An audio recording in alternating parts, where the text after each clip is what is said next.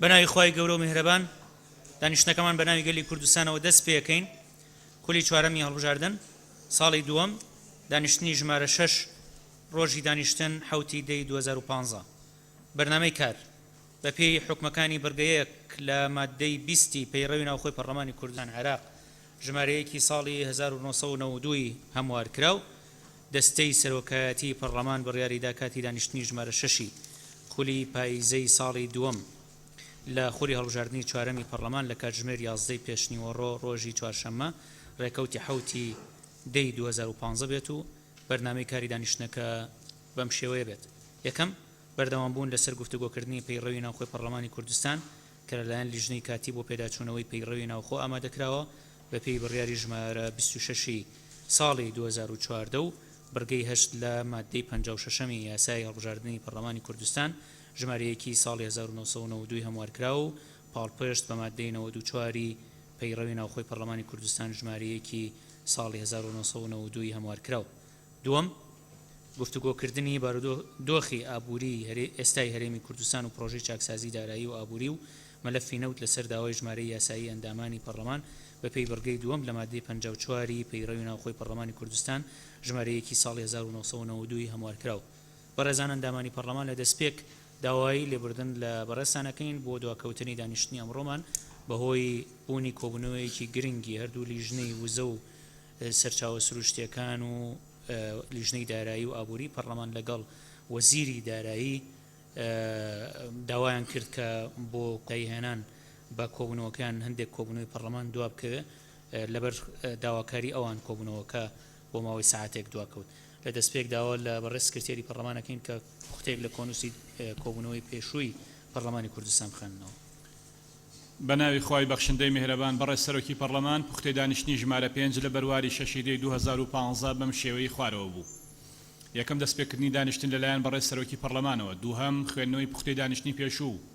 هەروەها خوێندنەوەی ناوی ئەندامانی پەرلەمانی ئامادە نەبوو و ئامادە نەبووی کۆبوونەوەی لیژنەکانی پەرلەمان لەلایەن سکرتێری پەرلەمانەوە. سێم گفتوگۆکردن لەسەر پێڕەوی ناوخۆی پەرلەمانی کوردستان و بۆ دانیشتنی ئەمڕۆ دواخرا.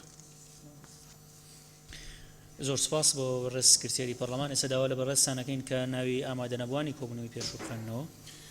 بەڕێز سەرۆکی پەرلەمان ناوی ئەندامانی پەرلەمان کە لە دانیشتنی ژمارە 5 ئاسایی لە بەرواری 6 دەی 2015 مۆڵەت پێدراو بوون یان بەبێ مۆڵەت ئامادە نەبوون بەم شێوەیەی خوارەوە بوو. لە کۆبوونەوەی یەکەمدا یەکەم ئاری محەممەد مۆڵەت، دووهەم تەحسین ئیسماعیل مۆڵەت، سێهەم عەبدوڵڵا جاسم مۆڵەت، چوارەم مریەم سەمەد مۆڵەت. لە کۆبوونەوەی دووهەمدا ئاری محەممەد عەبدوڕەحیم مۆڵەت، تەحسین ئیسماعیل مۆڵەت، جەمال عوثمان مۆڵەت، جەودەر جەرجیس مۆڵەت، حەیات مەجید مۆڵەت، عەبدوڵڵا جاسم مۆڵەت، مریەم سەمەد مۆڵەت.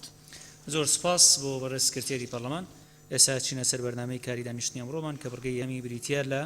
بەردەوامبوون لەسەر گفتوگۆکردنی پەیڕەوی ناوخۆی پەرلەمانی کوردستان کە لەلایەن لیژنەی کاتی بۆ پێداچوونەوەی پەیڕەوی ناوخۆ ئامادە کراوە.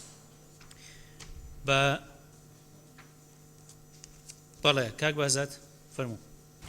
بەڕێز سەرۆکی پەرلەمانێ ئەو بیدیمە داخواست کرد کوبوونا تاوێت بکرێتن دۆخی نوکەی هەرێمە کوردستانê هەرچەندە بەرگە دوێ بەحث کردجا داخواست کردن جەنابەتە بەرگە دوێ پێش بێخیت بینتە پێش بەرگایەکی. زۆر سپاس. بەڵێ سپاس. کاک مامەسا حەسەن فەرموو.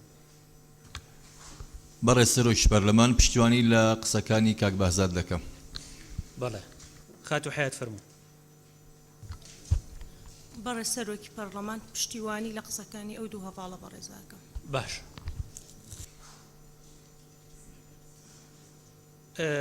بێگەرخان فەرموو. بەڕێز سەرۆکی پەرلەمان دیارە بارودۆخی ئەمڕۆی هەرێمی کوردستان لە ڕاستیدا خەمیەک بەیەکی ئەندامانی پەرلەمانی کوردستانە و هەمومان بەپەرۆشین لەو دۆخەی کە ئەمڕۆ لە بۆ فەرمانبەران و بۆ خەڵکی کوردستان و لە هەموو سێکتەرە جیاوازەکانی سیستەمی حکومڕانی هەرێمی کوردستان هاتۆتە ئاراوە و بە پێویستیشی دەزانین دانیشتێکی تایبەت هەبێ سەبارەت بەو دۆخەی کە ئەمڕۆ لە هەرێمی کوردستان دەگوزەرێ. بەڵام ئەو دانیشتنەی کە ئەنجام دەدرێ من بەش بە حاڵی خۆم پێشنیار دەکەم بە حوزوری نوێنەری حکوومەت بێ بۆ ئەوی بتوانین لە ئەنجامی ئەو دانیشتنەی کە ئەنجامی دەدەین شتێک گەڵاڵە بکەین لەگەڵ یەکتری و هەموو ئەو گلەی و گازندە و ئەو ناڕەزایەتیانەی کە ئەمڕۆ لە ناخی هەر تاکێکی هەرێمی کوردستان هەیە ڕوبەڕووی نوێنەرانی حکوومەتی هەرێمی کوردستانی بکەینەوە. ئێمە دوێنێش لە کۆبنەوەی سەرۆکی فراکسیۆنەکان تأکیدمان لەسەر ئەوە کردوتەوە کە لە پێناوی بەرژەوەندی گشتی و لە پێناوی ئەوەی کە حکوومەت و پەرلەمانی کوردستان بە ڕۆڵی خۆیان هەستن پێویستە تەطبیعی عیلاقات، ینی بارودۆخی ئەو بارودۆخی کە ئێستا دروست بووە لە نێوان پەرلەمان و حکوومەتدا ئاسایی بکرێتەوە و هەم حکوومەت پەرلەمان بەهی خۆی بزانێ و وەزیرە بەڕێزەکان نوێنەرایەت بێن وجودیان هەبێ لە ناوهۆڵی پەرلەمانی کوردستان و هەم ئێمەش بۆ ئایندە بۆ ئەوەی بتوانین هەم لیژنەکانمان و هەم پەرلەمانی کوردستان باشتر لە جاران بتوانێ کارەکانی خۆی ئەنجام بدات چێ لە بەدواداچوون و هەروەها ڕوبەڕووکردنەوەی ئەو پرسانەی کە ئێستا لە هەرێمی کوردستان هەن بۆ حکوومەتی هەرێمی کوردستان بۆیە دوێنێش داوامان کردووە کە پەیوەندیەکان ئاسایی بکرێتەوە و کۆبوونەوەیەک لە نێوان ینی ئامادەکاری بکرێ بۆ ئەنجامدانی کۆبوونەوەیەک لە نێوان سەرۆکی فراکسیۆنەکانی پەرلەمانی کوردستان و سەرۆکایەتی پەرلەمان و سەرۆکایەتی ئەنجومەنی وەزیران. من پێشنیار دەکەم بەڵێ پشتیوانی لە ڕای ئەو بەڕێزانە دەکەین بەوەی کە دانیشتن ئەنجام بدرێ، بەڵام لە ڕاستیدا ناکرێت ئێمە دانیشتن بۆ ئەوە ئەنجام بدەین کە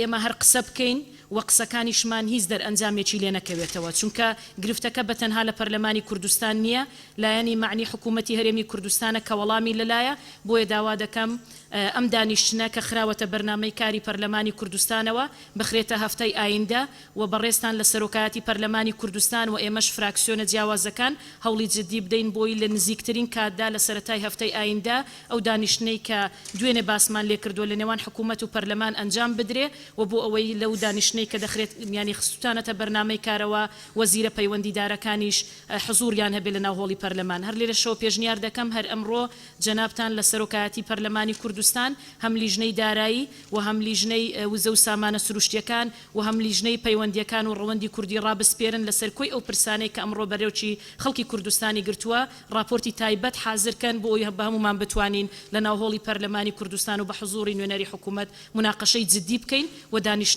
دانیشتنەکەمان بە شێوازێک بێ کە دەرئەنجامێکی زۆر باشی هەبێت و خەڵکی کوردستانیش ڕازی بێت لەو دانیشتنەمان بۆی کە وەڵامێکی جدی دەستکەوێت و دانیشتنەکان لە پێناوی ئەوە نەبێ کە هەر یەکەمان لێرە لە ناوهۆڵی پەرلەمان قسە بکەین و قسەکانیشمان هیچ دەرئەنجامێکی لێ نەکەوێتەوە. سوپاس.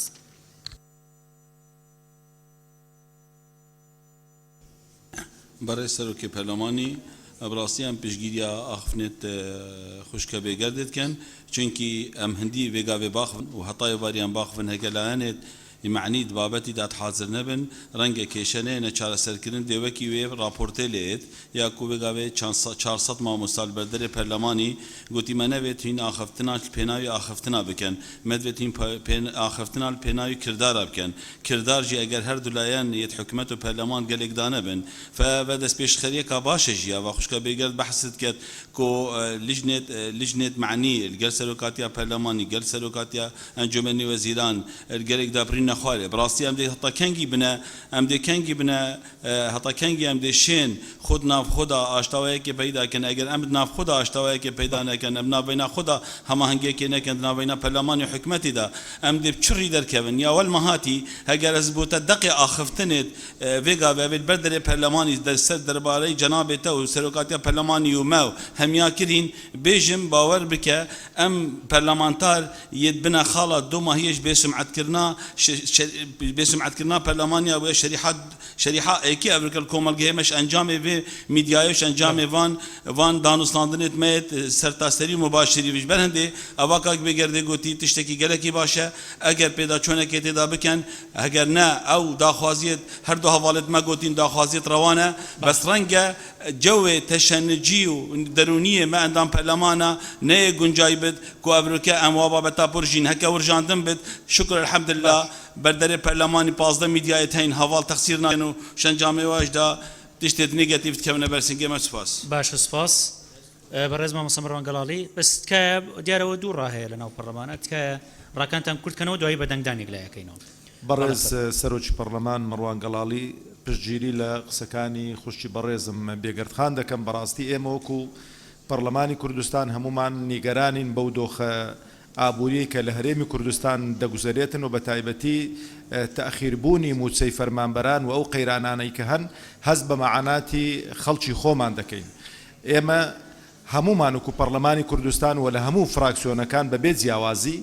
بەڕاستی لە ڕابردوودا کۆمەڵە یاسا و بڕیارێکمان دەرکردو کە تاکو ئێستانەکە جێبەجێ نەکراون کە جێبەجێ نەکراون ئێمە ئەگەر 10 ڕۆژی دیکەشدانیشین ئەوەی کە جیهەتی جێبەجێکارە کە حکوومەتە وجودی نەبێ لێرانە قەنەعەتم وایە ئەو قسانەی ئێمە دەبنە زیاتر بێمتمانەبوونی پەرلەمان لە ناو خەڵک و جەماوەردا لەبەرەوەی هیوادارم لە هەفتەی داهاتوو وەزیری سامانە سروشتیەکان و جیهەتی پەیوەندیدار ئێمە ئەو ڕێخۆشیەی کە خوشتی بەڕێزم باسی کرد هەوڵمان بۆی داوە بتوانین لە هەفتەی ئایندا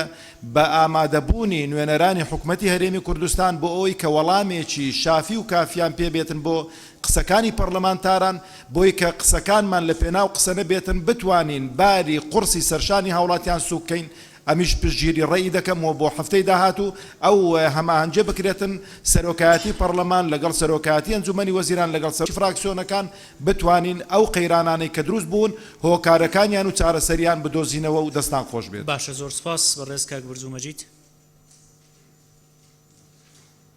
کاک برزوو بەڕێز سەرۆکی پەرلەمان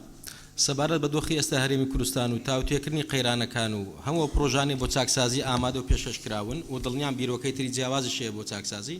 مایە ئەوەن پەرلەمانی کوردستان دانیشتنیان لەسەر بکە هەر بۆ گەواهی ئەوە دوێنێ لە کۆبنەوەی سەرۆکی فراکسیۆنەکان لەگەڵ سەرۆکایەتی پەرلەمانی کوردستان هەمووی یان زۆربەی فراکسیۆنەکان داوای ئەوەیان کرد کە پەرلەمان دەبێت دانیشتێکی تایبەت لەسەر ئەم دۆخە بکە و دانیشتەکەی ئەوە دێ هەوڵ بدرێ منتیج بێ بەرهەمهێن بێ هەموو ئەو بڕیار یان ڕاستپاردانێک کە دەری دەکا ڕاستپاردەیەک بن دۆخەکە هی ئەوە بێ کە جێبەجێ بکرێن لە دوای ئەوەی سەرۆکی فراکسیۆنەکانیش کە جەنابیشتان سەرۆکایەتی پەرلەمانیش متفق بوون لەسەر ئەوە ئەگەر جەنابتان دەرفەتتاندا بە پەرلەمانتاران قسە بکەن نوقتە نیزامی دەرفەتدراوە پێم وابێ هەموو پەرلەمانتاران هەمان ئەو داوایان دەکرد کە دانیشتێکی تایبەت بکرێت بۆیە ئەمە داواکاری یەک فراکسیۆن و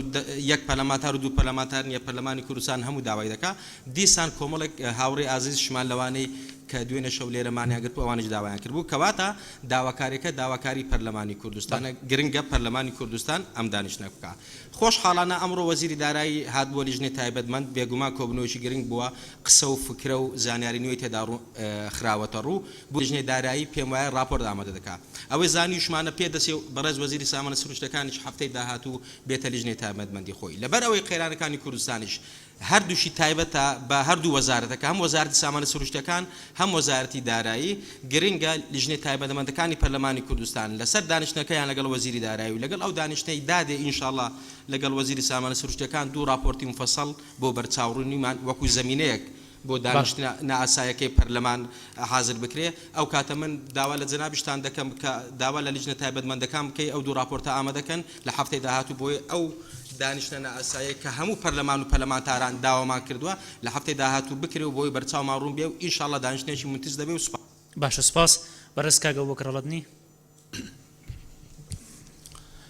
بەڕێز سەرۆکی پەرلەمان من پێم وایە ئەم حاڵەتە لە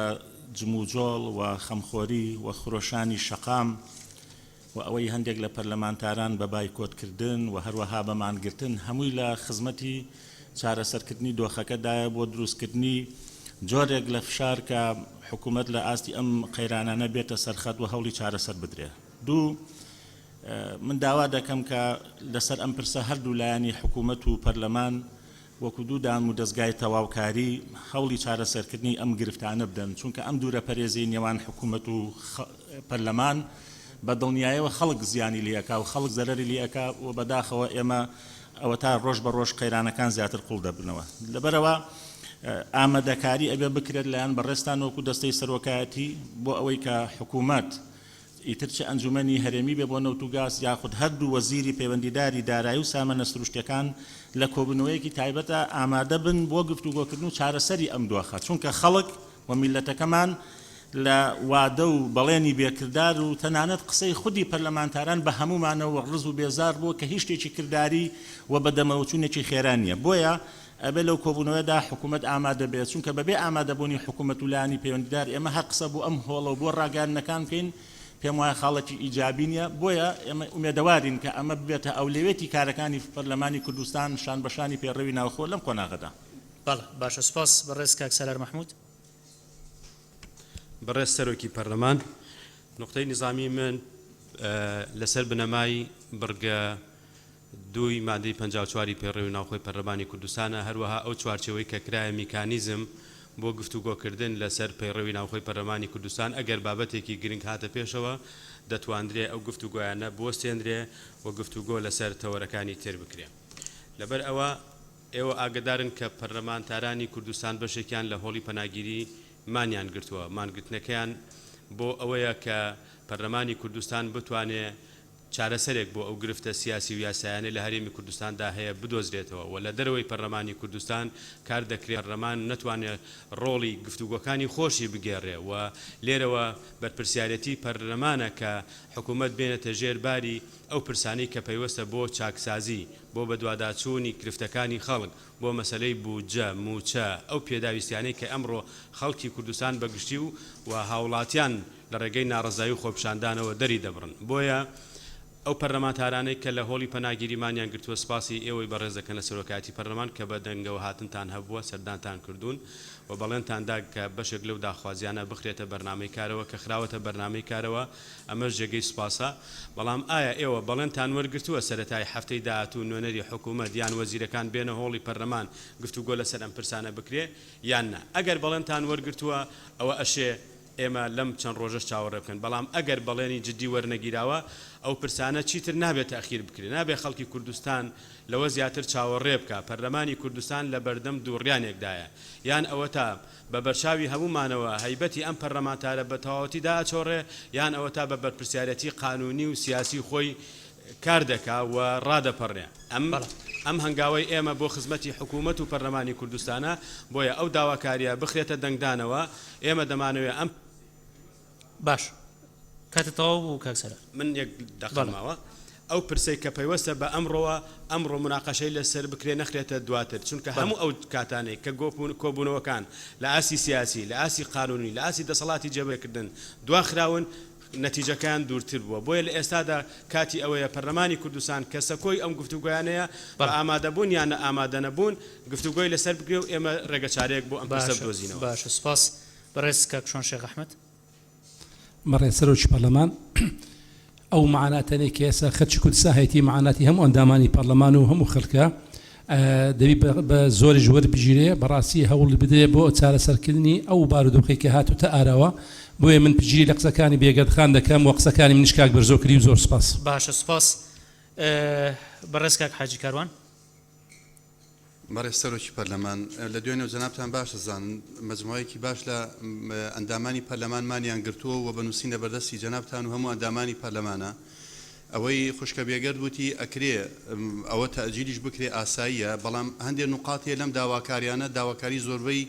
هەم سەرۆکایەتی پەرلەمان و هەم ئەندامانی پەرلەمان و هەمیش خەڵکی مانگرتووی سەرجادەی ناڕزای دەربڕینەکانە ئەو نقاطانەی کە ئێمە لێرە داوامان کردووە هیچی مستحیل نین و زۆریش ئاساین تقریباً حەلیشی تایە ئەگەر هەم مراعاتن بۆ شعوری ئەو ئەندام پەرلەمانە بەڕێزانەی کەمانیان گرتووە ئەکرێت جەنابتان یەکێک ئەو خاڵانە ئەگەر بە باشی ئەزان بیکەنە بەرنامەی کاری ئەمڕۆ کە بازێکی تایبەتە بە پەرلەمان کە خاڵی یەکەم و دۆم و سێم ئەمانە داواکارین و خاڵی تر کە ئێمە داوامان کردووە کە سەرۆکایەتی حکومەت لەگەڵ سەرۆکایەتی پەرلەمان دابنیشن ئەوە کرێ میکانیزمێک بدۆزرێتەوە بەڵام دێ خاڵی تایە بەڕاستی پێویستە بە پەرلەمان بیکات حکومەتیش لێرە نەبێ ئەتوانین جێبەجێکین سوپاسانەکە باشە سپاس بەڕێز کاگومێت خۆشنەوە بەڕێز سەرۆکی پەرلەمان خواستی خەڵک ڕەوایەوە هۆکارەکانیشی دەبێت ڕوون بێتن هەر ئەو بابەتە دوولایەنەی هەیە لایەنێکیان کەس ناتوانانی ئینکاری بکە ئەمڕۆ هاوڵاتیانی کوردستان لە دۆخێکدانە کە پێویستی بە هەڵوەستە لەسەرکردن هەیە تاکە شوێنیش هەڵوەستە لەسەرەوە بابەتە بکە پەرلەمانی کوردستانە بەڵام لایەنی دیکەی ئەوەیە بەلاڕێدابردننی ئەو بابەتەیان ئەنجام نەبوونی ئێمە دەمانەوێ ئەو بابەتە کە لە پەرلەمان قسەی دەربارەوە دەکرێت گفتوگۆی دەربارەوە دەکرێت ئەنجامیە بێتن بۆیە پشتیوانی لە قسەکانی بێگەردخان و هەموو ئەو بەڕێزانە دەکەم کە باسییان لەوە کرد ئێمە ئەنجامێکمان دەبێت ئەمڕۆ حکوومەتێکی بنکەفراوانمان هەیە و حکوومەتە ئەو قەیرانەی کە هەیە لە وڵاتی ئێمە هەندی هۆکار لە سەڕووی ئیرادەی حکوومەتیشەوە بەشێک لە هۆکارەکانیشی لەوانەیە بە خۆمان بین بۆیە بە جێرەی قەبارەی خۆمان هەر کەس و لایەنێک بەشداریمان لە حکوومەت بەرپرسیارین لەو دۆخەدا ناکرێ خۆمان لە بەرپرسیارەتەکە بدۆزینەوە خەڵکی کوردستان ماندیە هیلاکە و لە ڕووی دەرونیەوە لە ڕووی ئابوووریەوە لە دۆخێکدایە پێویست بەوە دەکاتن چیتر خەڵک گوێ لە قسە ناگرێ ئەنجامی دەوێت کۆبنەوەیەکی پەرلەمانیش بێ ئەنجام بیتن و تەنها جارێکی دیکە سەر لە نوێ کوڵاندنەوەی برینەکانی هاوڵاتیان بیتن و زیاتر تۆخکردنەوەی ئەو دۆخە دەرونیە و ئەو دۆخە ئابوووریە ئەو قەیرانێک کە هاوڵاتیان هەیتیان ئەندامێکی نەبیتن بە تەکید ناگاتە ئەو ئاستەی کە لە ئاستی خواستەکانی خەڵکدا بێ باشترین هەنگاویش بۆ چارەسەربوونی ئەو بابەتە ئاساییکردنەوەی پەیوەندی نێوان حکوومەت و پەرلەمانە وەکو دوو دەستگای تەواوکاری کە دەکرێت لەو دەرگایەوە داخلی هەموو ئەو بابەتانە ببین کە ئەمڕۆ خواستی هاوڵاتیانن دوێنێ لە کۆبنەوەی فراکسیۆنەکان و ئەم ڕۆژ کە دیسانەکە تاکیدی لەسەرکرایتەوە هەموو فراکسیۆنەکان ئەمە داوای ئەوە دەکەین کە دەبێتن پەیوەندی نێوان پەرلەمان و حکوومەت ئاسایی ببێتەوە ئەوێ ئەو مەخرەجەیە کە بتوانین چارەسەری بابەتەکە هەنگاو بەهاوێژین بۆیە بەلا ڕێدابردننی ئەو بابەتە و هەر دانیشتنێک و قسەکردنێک بە ئاراستەی بەلا ڕێدابردن خزمەت بە هاوڵاتیان ناکە بەڵکو خەمێکی دیکەی هاوڵاتیان زیاد دەکە بۆیە پشتیوانی لە قسەکانی بێگەردخان باشە سپاس بەڕێزان بۆ ئەوی زۆر لەسەر ئەم بابەتە نەڕۆین ژمارەیەکی تری ئەندامانی پەرلەمانیش نایان نووسیوە تەمان بەشێک لەو قسانەی کە بەڕێزان کردیان دوێنێ ئەمە لە کۆبوونەوەی پەرلەمان باسمان کرد ئێمە پێش کۆبوونەوەی دوێنێ پەرلەمان کۆبوونەوەیەکمان لەگەڵ سەرۆکی فراکسیۆنەکان کردووە لەوێ لە کۆبوونەوەی لەگەڵ سەرۆکی فراکسیۆنەکان کردمان بڕیارماندا کۆبوونەوەیەکی تایبەت لە پەرلەمان ئەنجام بین سەبارەت بە دۆخی ئابووری هەرێمی کوردستان و ئەو باروگوزەرانە خراپەی کە هاوڵاتیانی کوردستان ئێستا بەدەستیەوە ناڵێن بە تایبەتی قەیرانی موچە و نەدانی موچە و لەوێ هەندێک بڕیارماندا بۆ ئامادەسازیکردن بۆ ئەو کۆبوونەوەیە یەکێک لەو بڕیارانەوە بوو کە هەردوو لیژنەی پەیوەندیدار کە لیژنەی دارایی و لیژنەی وزە و سەرچاوە سروشتیەکان لەگەڵ وەزیرە پەیوەندیدارەکان دابنیشن و راپۆرتی خۆیان ئامادە بکەن بۆ کۆبوونەوەی پەرلەمان و لەگەڵیشە هەوڵیەوە بدەین کە لە کۆبوونەوەی ئەو کۆبوونەوەی کە لە پەرلەمان ئەنجامە درێ وەزیرە پەیوەندیدارەکان ئامادە بن و بە ئامادەبوونی ئەوان و بە حازربوونی راپۆرتی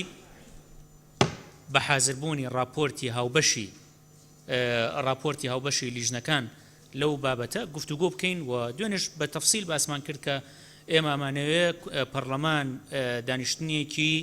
دانیشتنێکی بەرهەمدار لەسەر ئەم پرسە ساز بکات کەس لەگەڵەوە نییە کە دانیشتن لەسەر ئەم بابەتە ئەنجام نەدرێ بەڵام قسەکە لەسەرەوە بوو کە دانیشتنەکە لە چ کاتێکە ئەنجام بدرێ ئێوە دوێنێ یاداشتێکتان ئاڕاستەی ئێمە کرد لە سەرۆکایەتی پەرلەمان ئەوە خستومانەتە بەرنامەی کارەوە و لە بەرنامەی کارە هەیە خۆتان نەزان بڕگەی دووەمە ئەمڕۆ دانیشتێکی باش ئەوەی کە من لە بەڕێزان ئەندامانی لیژنەکان گوێم لێبوو تەمان بە سەرپەرشتی بەڕێز جێگری سەرۆکی پەرلەمان و سکرتێری پەرلەمان کۆبوونەوەکان ئەنجامدراوە کۆبوونەوەیەکی باش لەگەڵ وەزیری دارایی کراوە ئەو کۆبوونەوەیش کە لەگەڵ وەزیری سامانە سروشتیەکان بڕیارە بکرێ هەر گرنگە بۆ بەرچاوڕوونی زیاتری لیژنە پەیوەندیدارەکانی پەرلەمان لەم ڕۆ ئێستا ئەوەی من گوێبیستی بووم ئەو بەڕێزانی داوای کۆبوونەوەکەیان کردووە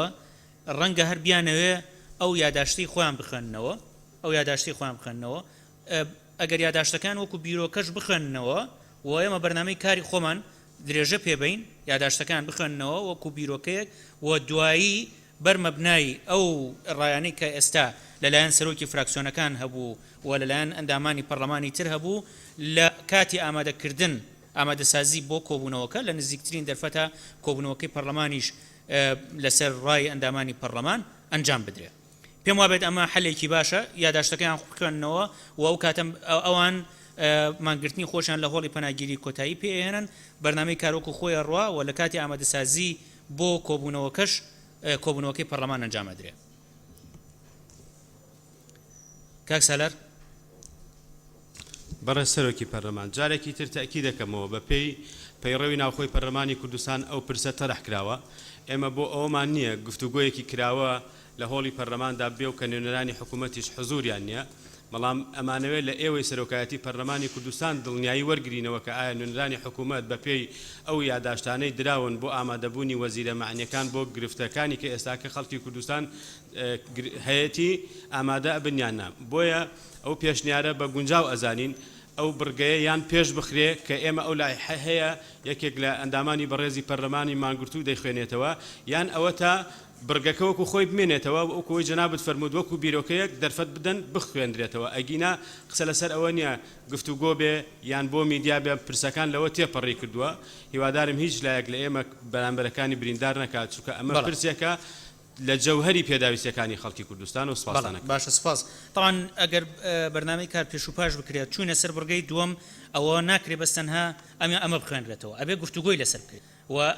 ئەندامانی پەرلەمانی ژەبێ دەرفەتیان پێ بدرێ کە قسەی خۆیان بکەن بەڵام ئەمە ئەو کات ئەگەر تەواویش نەبوو گفتوگۆکە ئەکەوێتە دانیشتێکی ترەوە کەواتە ئێستا باشتر وایە ئەمە بەڕێستان نووسیوتانە وەکو بیرۆکەیەک بیخوێننەوە و دانیشتن بەردەوامە بێ و لە دوای ئامادەسازی لیژنە پەیوەندیدارەکان لە دوای ئامادەسازی لیژنە پەیوەندیدارەکان کۆبوونەوەی پەرلەمان لە سەبارەت بە گرفت و داخوازەکانی هاوڵاتیان ئەنجام بدرێت.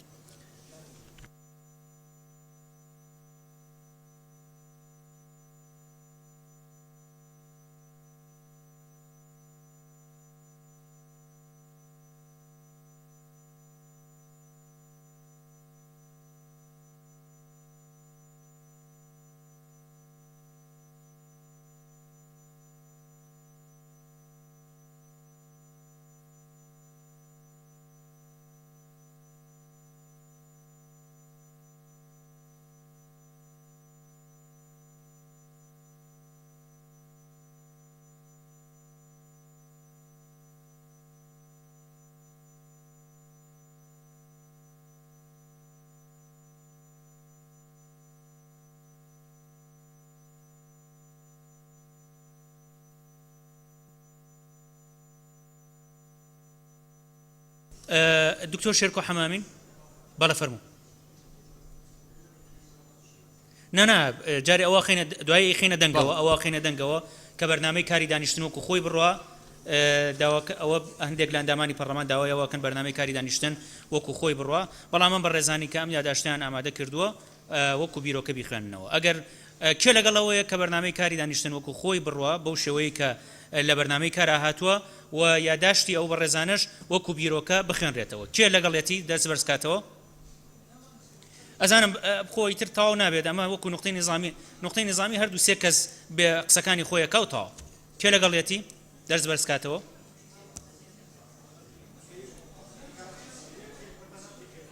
بەڵێ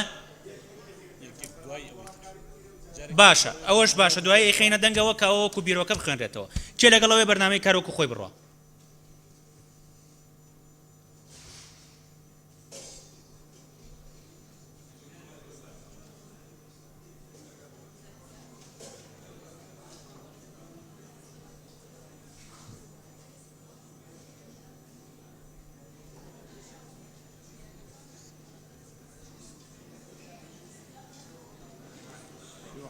چەند؟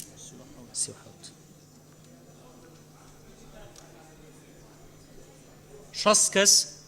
لەگەڵیەتی کێ دژێتی؟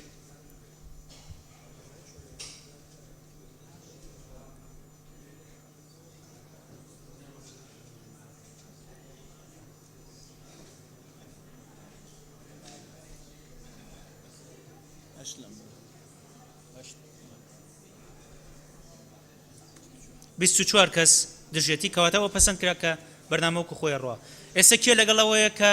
ئەم یادداشتەی پەرلەمانتاران کە ئامادەیان کردووە وەکو بیرۆکە بخوێنرێتەوە کێ لەگەڵێتی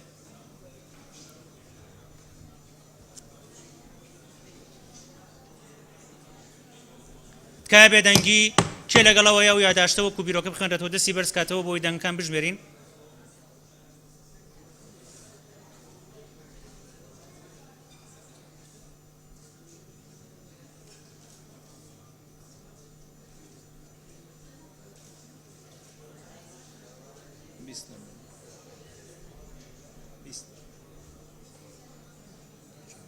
چلونۆ کەس دەگەڵێتی کێ دژێتی کێ دژێتی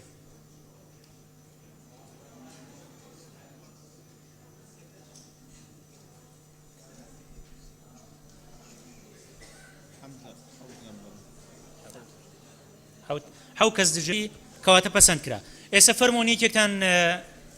یەکێک لەو پەرلەمانتارە بەڕێزانە یاداشتەکە وەکو بیرۆکە بخەنێتەوە فەرموو بەڵە فەرموو دکتۆر شێرکۆ بارزووی خۆت لە شوێنی خۆتە بی یانێتە ئێرە بارزوو خۆت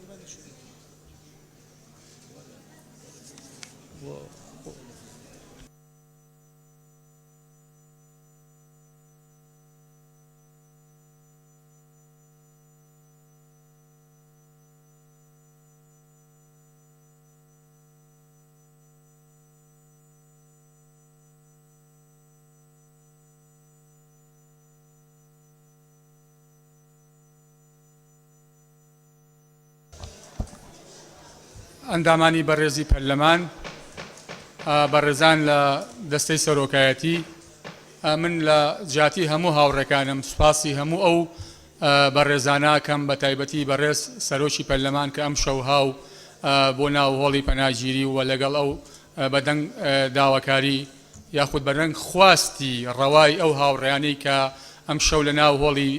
پەناگیری و لە ناو تەلاری پەرلەمانمانەوە و ئەوە هەڵوێستێکە ئێمە بەرز دەینرخێنین و دەستخۆشییان لەکەین و هەموو ئەو بەڕێزانەی تریش هەموو ئەو خەڵکو و خۆشەویست و ئەندام پەرلەمانە خۆشەویستانی کە ئەم شەو سەردانیان کرد و هاوخەمی و هاوسۆزی خۆیان بۆ پرسی خەڵکی هەرێمی کوردستان دەربڕی من دڵنیام ئەم پرسی هەموو خەڵکی هەرێمی کوردستانە دکتۆر بیرۆکەکە بخوێنیتەوە باشە باشە باشە باشە باشە باشە دکتۆر دەنگمان لەسەرەوە داوە بیرۆکەکە بخەن فەرموو ئەوەی خۆمانەوە بزانم بەڕێز سەرۆکی پەرلەمان دکتۆر من کام شەو سەردانی بەڕێستانم کردووە بە نوێنەرایەتی دەستەی سەرۆکایەتی سەردانی بەڕێستانمان کردووە و سەردانمان کردوون بۆ ئەوەی هەم لە ئەحواڵتان بپرسین کەمانتان گرتبوو و لە هەمان کاتیشە بۆی داخوازیەکانتان بگەین فەرموو جا من لە ڕاستیاوتم هەموو ئەو بەڕێزانە ئەمە بەسم لە سەرۆکی پەرلەمان جێگری سەرۆکی پەرلەمان سکرتێری پەرلەمان هەموو ئەو کەسە بەڕێزانەی تریش هەموو ئەوەندان پەرلەمانە بەڕێزانەی تریش کە هاتوون ینی من بە دیاریکراویم بەستم کەسێکی دیاریکراو نەبووە بەڵێ فەرموو و ئەمە لە ڕاستیە خواستی هەموو پەرلەمانتارانە و خواستی ڕەوای شەقامی کوردستانیشە بۆیە داواکەین پەرلەمانی کوردستان دانیشتەکانی خۆی تەرخان بکات بۆ قەیرانەکان و بانگێشکردنی وەزیرەکان دوو حکومەت بە زووترین کات هۆکاری دواکەوتنی موچە بۆ پەرلەمان ئاشکرا بکات و چارەسەر دیاری بکات و دواتر پەرلەمان پەسەندی بکات لەگەڵ پیاچوونەوەی موچەی خانەنشینی هەموو ئەو جۆرە خانەنشینانەی بە یاسایی و نایاساییەوە لە هەرێمی کوردستان ناکراون بە جۆرێک ڕێک بخرێتەوە کە عەدالەتی کۆمەڵایەتی لە هەرێمی کوردستان بەرهەم بێنێت سێ پێویستە حکوومەت بە زووترین کات بەدەم داواکاری مامۆستایان فەرمانبەران هاوڵاتیانی مانگرتوو خۆپیشاندەرانی شەقامەکانی کوردستانەوە لە زاخەوە بۆ خانەقیم بچێت و داواکاریەکانیان جێبەجێ بکات چوار پەسەندکردنی پرۆژە بڕیارێ بۆ بڕیارێک کە بە ژمارەی یاسایی پەرلەمانتاران پێشکەش کراوە بۆ لێپرسینەوەی غیابی ئەندامانی ئەنجومەنی وەزیران لە دوای بانگێشکردنیان بۆ پەرلەمان کە ئامادە نابن پێنج پێویستە لایەنە سیاسیەکان بە زووترین کات بگەنە ڕێکەوتن لەسەر پرسی کێشەی یاسای سەرۆکایەتی هەرێم نەنا بە پێچەوانەوە مەرجعی یاسایی و باڵای خەڵکی هەرێمی کوردستان تەلاری پەرلەمانە بۆ یەکلاییکردنەوەی ئەو پرسە پێویستە بە زووترین کات هەردوو سەرۆکایەتی پەرلەمان و سەرۆکایەتی حکوومەت کۆ ببنەوە و میکانیزمی هەماهەنگی نێوان و ڕێخستنی ئیشوکارەکانی نێوان پەرلەمان و ئەنجومەنی وەزیران ڕێک بخەن حوت پرۆژەیەکی هاوبەش لە نێوان پەرلەمان و حکوومەت بۆ چاکسازی ڕیشەیی لە هەرێمی کوردستاندا لە مەلەفی دارایی مەلەفی نەوت و هەموو سامانە سروشتەکان بۆ ئەوەی کە عەدالەتی کۆمەڵایەتی دیسان پرسی شەفافی بەرهەم بێت جێبەجێ بکرێت سوپاس بۆ گوێگرتنتان سوپاس بۆ هاوڕێکانم کە بواریان بە مندا لە جیاتی هەمویان ئەو بیرۆکانە بخوێنمەوە دووبارە سوپاس بۆ هەمووتان زۆر سپاس بۆ بەڕێز دکتۆر شێرکۆ حەمامین بەڕێزان ئێستا چینە سەر بەرنامەی کار ئێستا چینە سەر بەرنامەی کار باش بەڕێز سەرۆکی پەرلەمان بەناوەکان بنووسرێت تکایە بەناوەکان بنووسرێت بەڕێز دکتۆر ئیبراهیم بەناوەکان بنووسرێت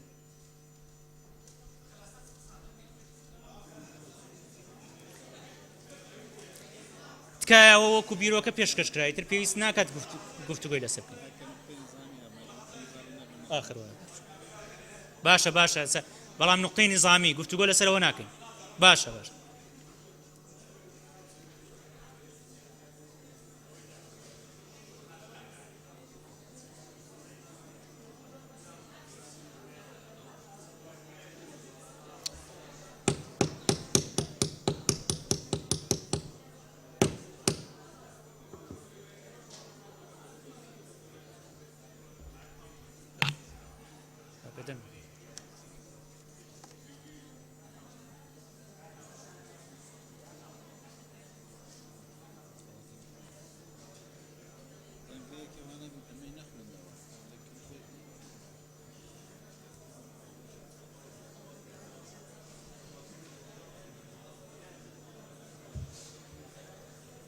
بەڕێزان بێدەنگە بن بۆ ئەوەی بە زووترین کات ئەو بەڕێزانە بزانین نقطەی نظامیان هەیە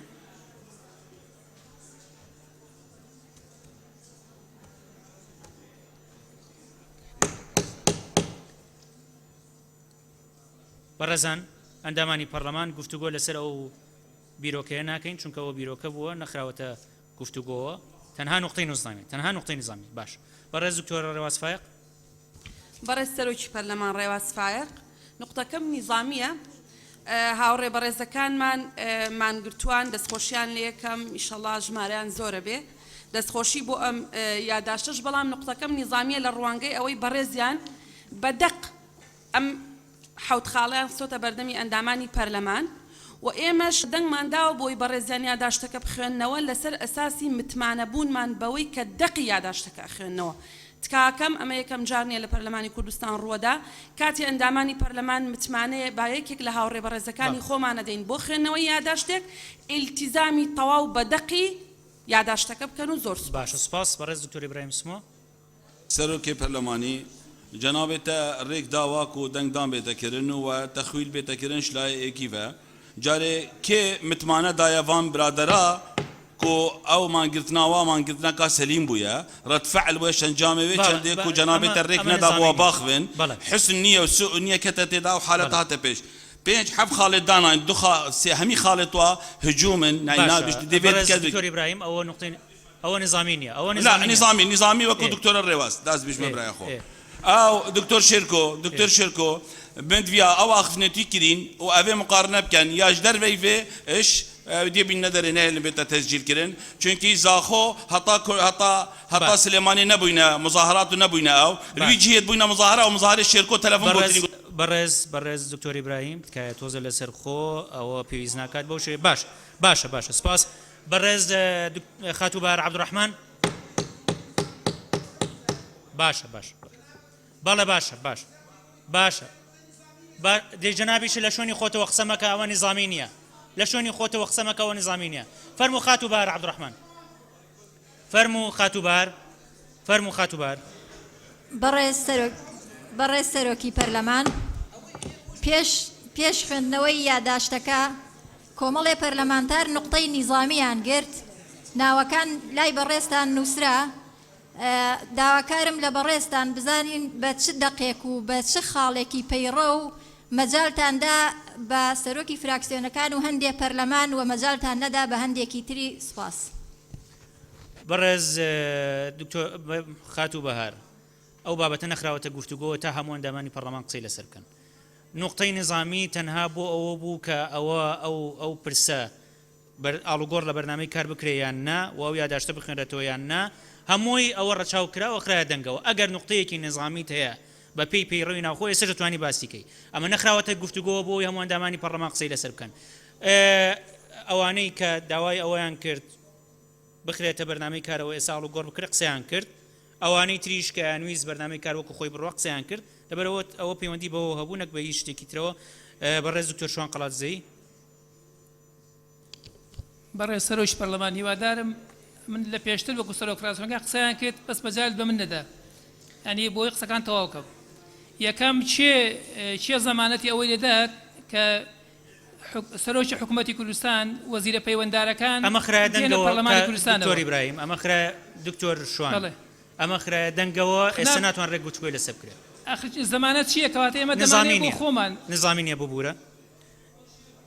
خاتوو شکوێ ئیسماعیل بەڕێز سەرۆکی پەرلەمان دیارە ئێمە لە ماوەکانی ڕابردوو یاسایەکمان دەرکرد بۆ دامەزراندنی سندوقی داهاتەکانی نەوت و گاز ئەمەش نظامی نییە خات و شکریە نظامی نییە ئەتوانی بە یادداشت ڕاستەی سەرۆکاتی پەرلەمانیکەی چکە وەڵام هەیە بۆ ئەو پرسە ئەوە توانی بە یادداشت بنووسی بەڕێز دکتۆرە شیرین حوسنی برای سەرۆکی پەرلەمانی پشتیوانی ئاخفتنێت دکتۆرا ڕێوازێت کەم و هیویدارم ئەو ئاخفتنێت تشبیلی کودڤێ یادداشتێدا هاتین بێنە سەرینش پرۆتۆکۆلی زۆر سپاس بەڕێز کاک خەڵەف ئەحمەد بەڕێز سەرۆکی پەرلەمان لە یەکەم کەسەوە من دەستم بەرز کردەوە لە ڕاستیە لەبەرەوە ئەگەر هەندێک قسەم نظامی نەبوو تکایە لە نظامی تکایە بەس نظامی لەسەر ئەم بابەتە ئێستا ئەوە خوێنرایەوە تاوە بەڵێ دەستم بەرز کردەوە زۆر ئەندامانی تری پەرلەمان دەستیان بەرز کردەوە ئەوە کۆتایی پێوە ئێمە پشگیری لە قسەکانی ڕێوازخانەکەم بەدەق ئێمە دەنگمان بۆ ئەوەدا ئەمەوە خۆی بخوێنرێتەوە ئەوەی کە لێرە نووسراوە ئێمە خاوەنی و ئەوەی تری من داواکەم لە پرۆتۆکۆلش بسەڕێتەوە باشە باشە سپاس خاڵی دووەم ئێمە بۆ مزایدە نەچوین بۆ مزایدە نظامی بۆ بوورە سپاس بۆ تۆ بەڕست بەڵێ ئەبێ ڕوونکردنەوەیەک بدەم یعنی نە پێویست بە ڕوونکردنەوە باشە پێویست بە ڕوونکردنەوە ناکات دکتۆر شێرکۆ بەڕێز سەرۆکی پەرلەمان تکایە کە ئیتر کەوتم نظامی نییە تەواوە ئەوەی کە جنابەت خوێنتەوە باسیەوە بەڕێز سەرۆکی پەرلەمان شتێکمان کردووە لە هۆڵی پەناگیری لێرە نەنووسراوە قسەی لەسەر کرابووی ڕوونی کەمەوە جنابووی ئەوارە هایتە لامان بۆ هۆڵی پەناگیری ئەم بەیانش بەڕێز ژێگری سەرۆکی پەرلەمان و سکرتێری پەرلەمان هاتوون بۆ لای ئێمە و پێشوازی لە کەسوکاری ئەنفال و کیمیاباران بۆی بڕوا لە پرۆتۆکۆل بنووسێت چکە لەوێ نەخوێنرایە و زۆر سپاس باشە سپاس بەڕێز کاگە بۆ کراڵەتنی بەڕێز سەرۆکی پەرلەمان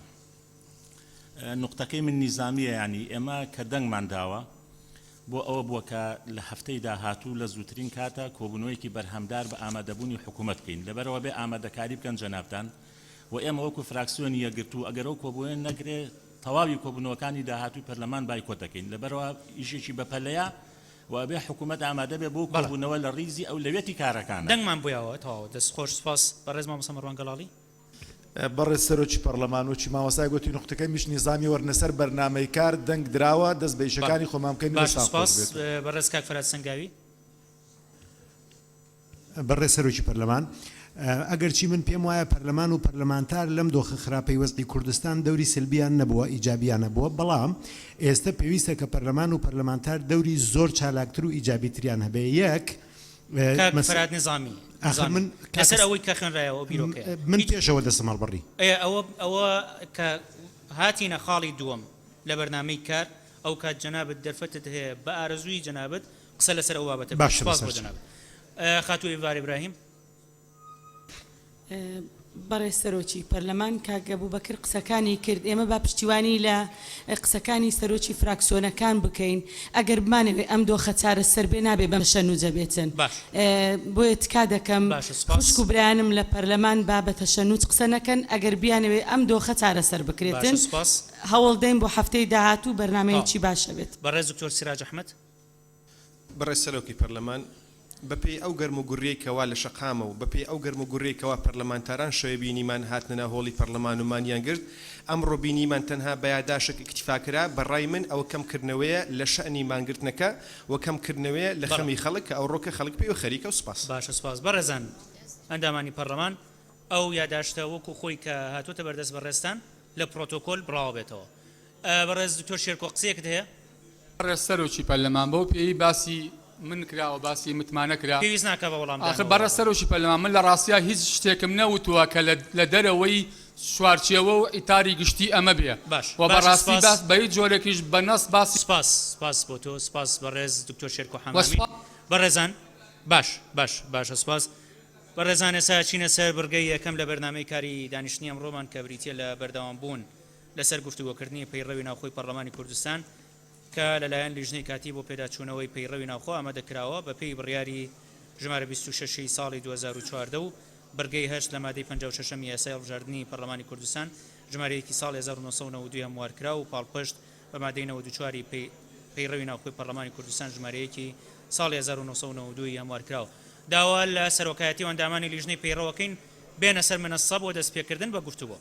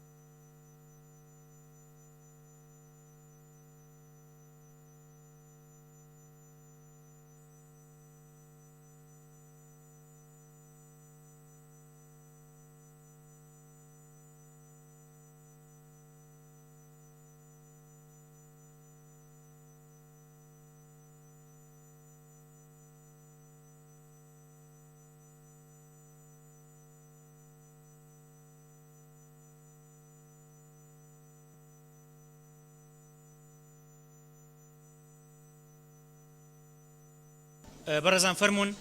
مادەی 32 بخێنەوە بۆی بخێنە گفتوگۆ.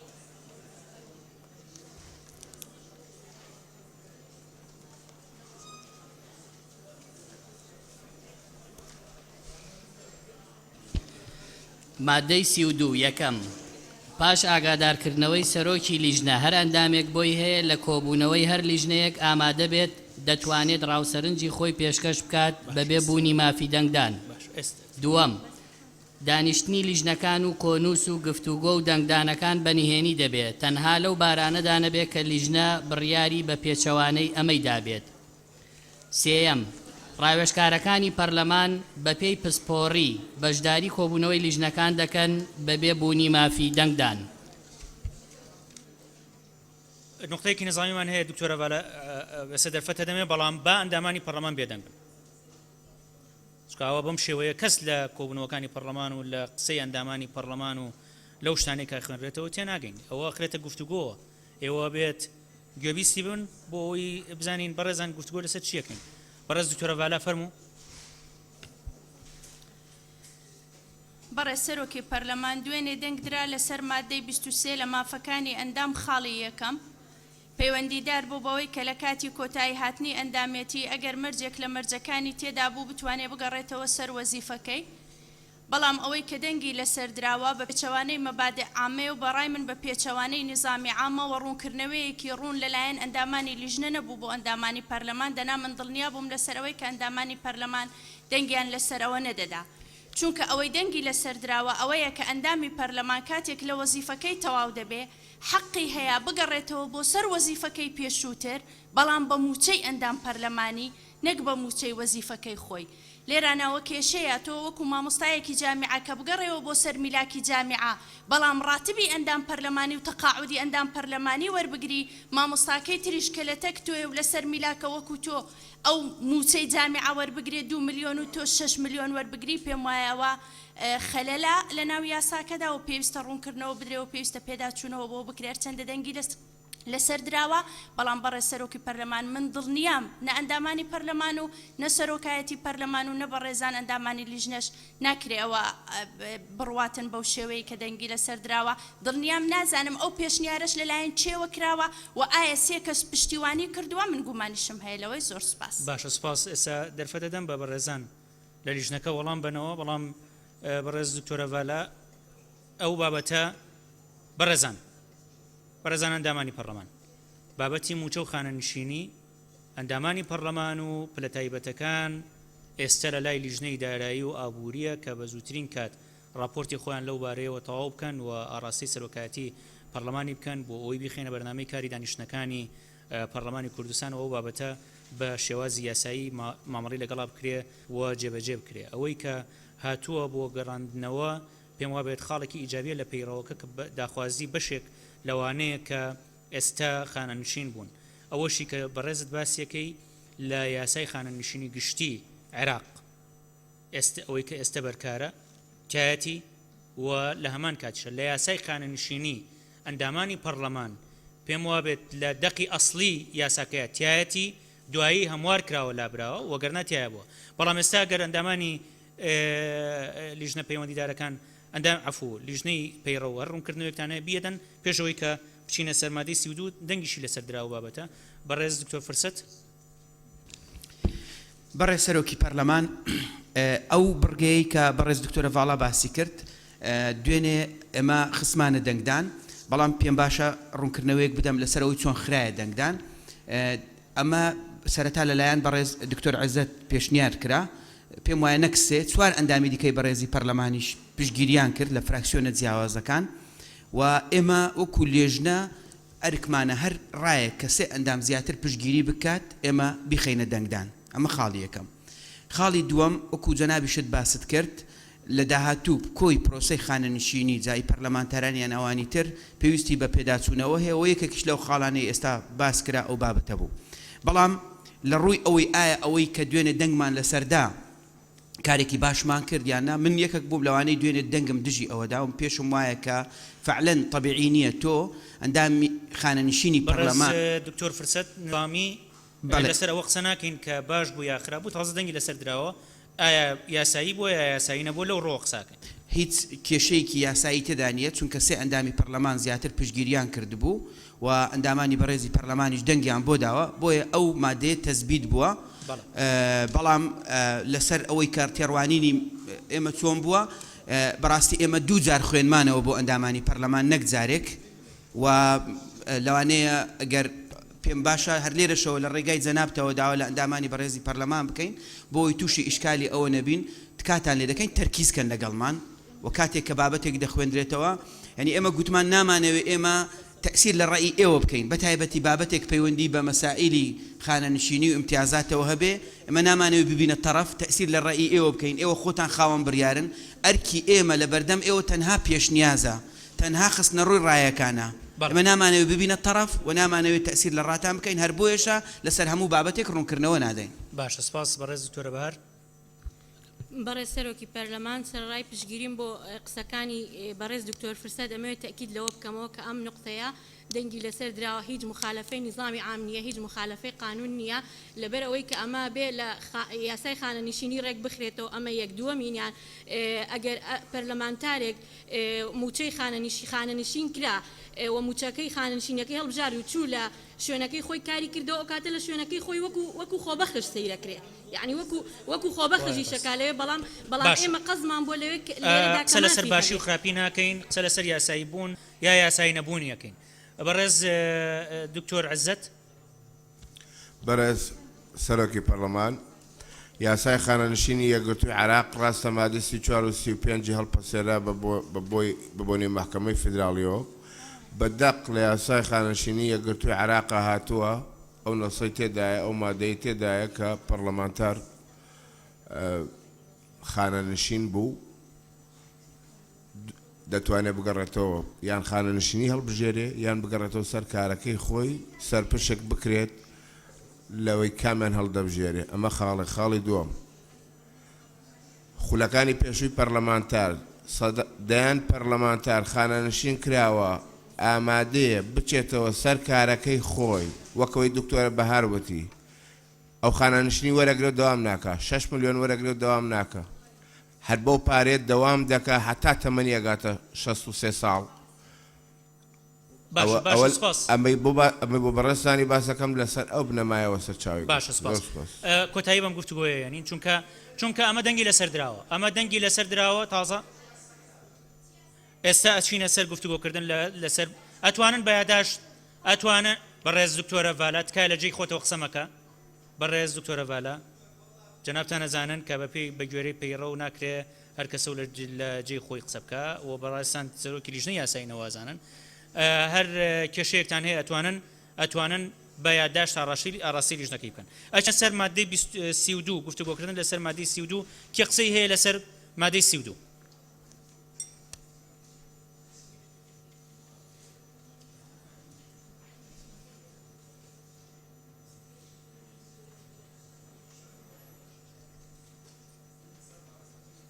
ئەو بابەتە تاو قسەی لەسەر ناکرێت ئەمە با ناو بنووسێ طبیعیە ناو تەنووسێ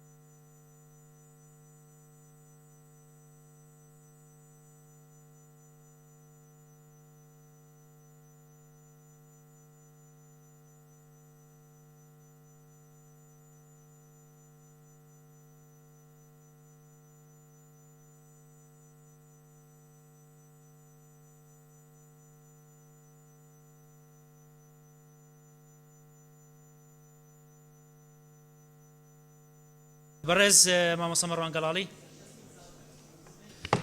بەڕێز سەرۆکی پەرلەمان لەسەر مادەی 32 خاڵی دووەم ناڕوونیەکی تێدا ئەگەر خوشکبرایانی لیژنە ئاگادار بن خاڵەکە ئاوادار ڕشتراوە دەفەرمێ دانیشتنی لیژنەکان و کۆنووس و گفتوگۆ و دەنگدانەکان بە نهێنی دەبێتن مەبەستێ لەو نهێنی مەبەستەوە نەدرێتە ئیعلام یانەوەتە هەر خودی دانیشتنەکە نهێنی و بە نهێنی دەنگ دەدرێتن ئەگەر وابێ ئەوە پێچەوانە هەموو دانیشتەکانی دیکەیە هەندێک دەنگدانی تایبەت بە نهێنی دەبێتن نەک ئەسڵەکە نهێنی بێ ئەسڵەکە یعنی علەنیە و حاڵەتی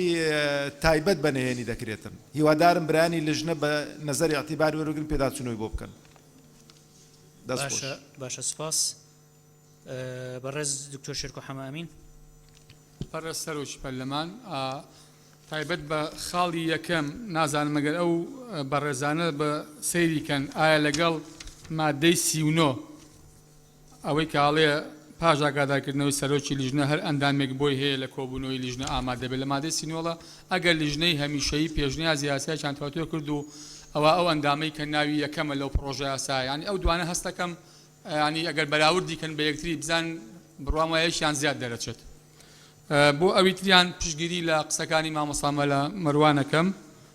سوپاس باشە سپاس بەڕێز دکتۆر شوان قەڵات زەیی بەڕێز سەرۆکی پەرلەمان هەر لە مادەی 32 بڕگەی 2 وەکو مامۆستا مەڕوان وتی ناڕوونیەکەیە پێ باشە ئاوای لێ بکرێت دانیشتنی لیژنەکان و دەنگدان تیاندا بەنهێنی دەبێت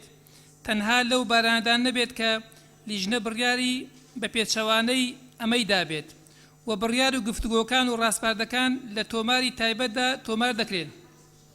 سپاس باشە سپاس بەڕێز دکتۆر سیراج ئەحمەد بەڕێز سەرۆکی پەرلەمان لەو پەیڕەوە زۆر باسی ناوی لیجان دێ سەرۆکی پەرلەمان لیژنەی تایبەت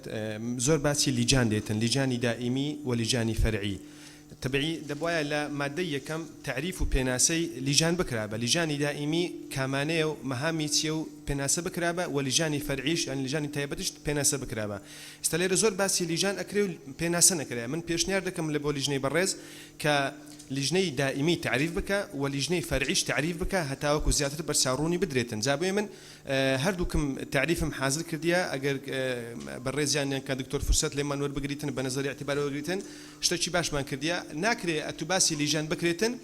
لیژانی فەرعی دائیمی نەزانی کامیان لیژانی فەرعیە و کامیان مەبەستی لیژانی دائیمیە و زۆر سپاس باشە سپاس بەڕێز کاک عەباس غەزالی بەڕێز سەرۆکی پارلمان سەبارەت بە مادەی 32 خاڵی 2 پشتگیری ئەو برادرانە دەکەم کە گوتیان لە بارەی نهێنیەوە سوپاس باشە سپاس بەڕێز کاک فەرحان جەوەر بەڕێز سەرۆکی پەرلەمان لە مادەی 32 لە بەرگەی 3 من ئەم ئیزافەیەم هەیە ئەگەر بکرێتن ڕاوشکارەکانی پەرلەمان بە پێی پێویست بەسەر لیژنەکان ینی زیاد بکرێت بەسەر لیژنەکاندا بەش دەکرێن و بەشداری کۆبوونەوەکان دەکەن بەبێ ئەوەی مافی دەنگدانیان هەبێ ینی بۆ دابەشکردنیان بەسەر لیژنەکان بکرێت لێرە ئەمە زیاد بکرێتن لەبەرەوەی بە پێی پسپۆری خۆیان بەسەر لیژنەکانیشدا باش بکرێت نەکرد بەشداری کۆبوونەوەکانەکەن زۆر سپاس باشە سپاس بەڕێز کاک عومەر عنایەت بەڕێز سەرۆکی پەرلەمان پشتگیری قسەکانی بەڕێز مامۆستا مەڕوان و کاک دکتۆر شێرکۆ ئەەکەم سەبارەت بە خاڵی 2 سەبارەت بە خاڵی 1 ڕاو سەرنجی خۆی پێشکەش بکات بەبێ ئەوەی مافی دەنگدانی هەبێت بەبێ بوونی مافی دەنگدان عیبارەتێکی زۆر ڕەکیکە بیگۆڕن بەبێ ئەوەی مافی دەنگدانی هەبێت زۆر سپاس زۆر سپاس بەڕێز مامۆستا ماجید عوسمان بەڕێز سەرۆکی پەرلەمان منیش پشتگیری ڕایەکەی مامۆستا مەڕوان گەڵالی دەکەم سەبارەت بە دەنگدانی نهێنی هەروە بە سەبارەت بە بەشداریکردنی ڕاوێژکار لە لێژنەکان بە پێی پسپۆری پێم وایە دەبێ بە لەسەر داوای لێژنەکە بێت باشترە نەوەکو وەکو فەرمانبەرێکی بەردەوام یعنی لە لێژنەکان ئامادە بێت و زۆر سپاس زۆر سپاس خاتوڤیان عەباس بەڕێز سەرۆکی پەرلەمانی سەرنجامن سەربەرگاسەیە دیتنا من ڕاوێژکارên پەرلەمانی دەبێت پتر ینی پتر ڕۆلی بدەنێ نە بتنێ پشکدار بیت کۆمبۆنەت لیژنادا بەلکو ئەم ئەگەر ئەرکێتۆژی دیار بکەن یعنی بۆ نمونە بێتە دیارکردن ڕاوێژکار هاریکاریە ئەندام پەرلەمانی بکەتن بژین ئینانە و کۆمەکردنا پێزانینە و دیسان نوێسینە راپۆرتانجی gelek spas.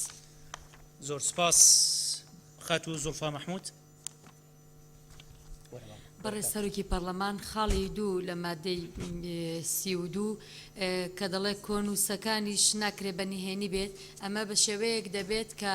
ناکرێت لە بەشی چالاکی لە سایتی پەرلەماندا بابەتی کۆبوونەوەکان بنووسرێتەوە و ئاشکرا بکرێەوە بۆ خەڵکۆ بۆ ڕاگەیاندنیش کەواتە ناکرێت کۆنووس بەنهێنی بێت و پێویستەوەی لە دەربێنرێت. باشە سپاس بەڕێزان فەرمونون لە سەرۆکایەتی و ئەندامانی لیژنەی تایبەتمەند قسێکتان هەیە لە سەر قسەی ئەندامانی پەرلەمان بەڕێز دکتۆر فرسەت سۆفی. بەڕێز سەرۆکی پەرلەمان ئەوەی کە بەڕێز مامۆستا مەلا مەڕوان گوتی و زیاتر لە 4 تا 5 ئەندامی پەرلەمان پشتگیریان کرد ئێمە دای دەڕێژینەوە و دواتر دەیخینەوە بەردەمی ئێوە چاکی دەکەین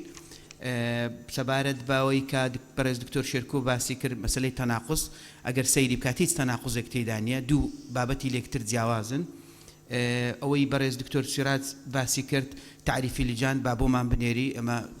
هەرچەندە ینی ئەو مادێتێ پەڕێ بەڵام دەتوانین استفادەی لێ بکەین بزانین سیاغێکی بۆ دەکەین و لە کۆبوونەوەی دەنگدان هەوڵ دەدەین ئەگەر ئەو بوو لەگەڵ هاوڕەکانمان لە لیژنە پێم وایە ئەوەی بەڕێز کاک فەرحان جەوهەر گوتی هەڕێک لە بەرگەی سێ هەیە ئەگەر سەیری بکە بەڵێ ئەوەی تر هەمووی پشتگیری بوو بۆ بەڕێز مامۆستا مەلا مەڕوان و دەیخینە چاکی دەکەین ئەو نهێنی ڕێک دەخینەوە. هیچ شتێبینێکی ترتان نییە بەڕێزان کەواتە چینە سەر مادەی دوای و مادەی 33 مادەی 33 ئەو حکومانەی لەم پەیڕەوە تایبەتن بە ئامادەبوون لە دانیشتەکانی پەرلەمان بەسەر ئامادەبوون لە دانیشتنی لیژنەکانیش جێبەجێ دەبن.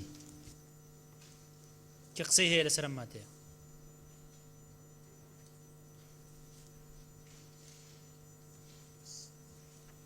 کەس قسەی لەسەر ئەم مادەی 33 نییە بۆیە ئەچینە سەر مادەی 34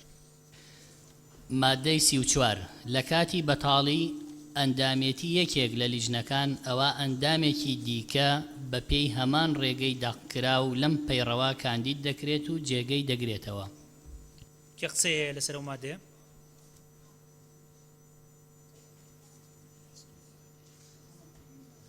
خۆتان تێبینیتان باش کاک بێسون فەرموو. بەڵێ بەڕێز سەرۆکی پەرلەمان لەم پەیڕەوە بەرکارە و لەم تعدیلەشدا ئەوە نەهاتووە ئەگەر ئەندامێک بێوێ لە لیژنەیەک دەست لە کار بکێشێتەوە یان سەرۆکی لیژنەیەک بێوێ دەست لە کار بکێشێتەوە ئەوەی هەبوو بە عورفی جێبەجێ کراوە لە ماوەکانی ڕابردوو بەڵام من پێم باشە بە فەقەرەیەک لێرە جێگەی بکرێتەوە کە ئەندامێکی لیژنەیەک بێوێ دەست لە کار بکێشێتەوە یان لە سەرۆکایەتی لیژنە دەست لە کار بکێشێتەوە. زۆر سپاس. زۆر سپاس. بەڕێزان ئەندامانی لیژنە خۆیان تێبینیان هەیە فەرموون.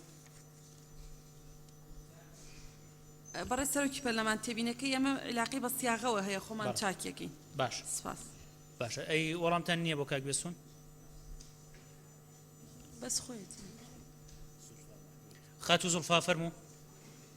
بەڕێز سەرۆکی پەرلەمان کە دەڵێ بەتاڵی ئەندام ئێمە پێویستە ڕوونکردنەوە بدەن لەوە تێناگەین کە ئەمە ئەندامێکی کەم بێ لە نیسابی قاونی یا ئەندام لە سەفەر بێ یا خبار هۆکارێکی تر ئامادە نەبێ ئەمە بەتاڵی ئەندامە. زۆر باشە زۆر سپاس. بەڕێز دکتۆرە بەهار. بەڕێز سەرۆکی پەرلەمان ئەو ملاحەزەی کاک بێستون زۆر لە شوێنی خۆیان ئێمە ومان معالەجە نەکردووە و لەبەرەوەی کە کەسی تریش لە دوایەوە نییە قسە بکە بۆیە ئێمە بە نەزەری اعتیبار پێشنیارەکەی وەرەگرین و ئەخرێتە دەنگدان دوای معالەجەیەکەی. باشە سپاس. کەواتە چینە سەر مادەی دوای ئەو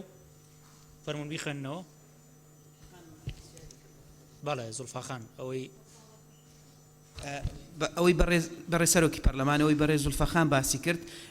وەکو دکتۆرە ڕەواز باسی کرد ئێمە سیاغەی دەکەینەوە ڕوونتر دەری دەبڕین تعبیرەکەت بۆ ئەوەی ئەو کێشەی جەناب باسکرد نەبێت لە سیاغە چاکی دەکەین. باشە زۆر سپاس. مادەی دوای ئەو بخوێننەوە. مادەی 35 بە ڕەزامەندی سەرۆک لیژنەی هەمیشەیی بۆی هەیە داوا لە لیژنەیەکی دیکەی پەرلان بکە ڕای خۆی لەسەر بابەتێکی دیاریکرا و بخاتە ڕوو. کێ قسەی هەیە لەسەر ئەو مادەیە؟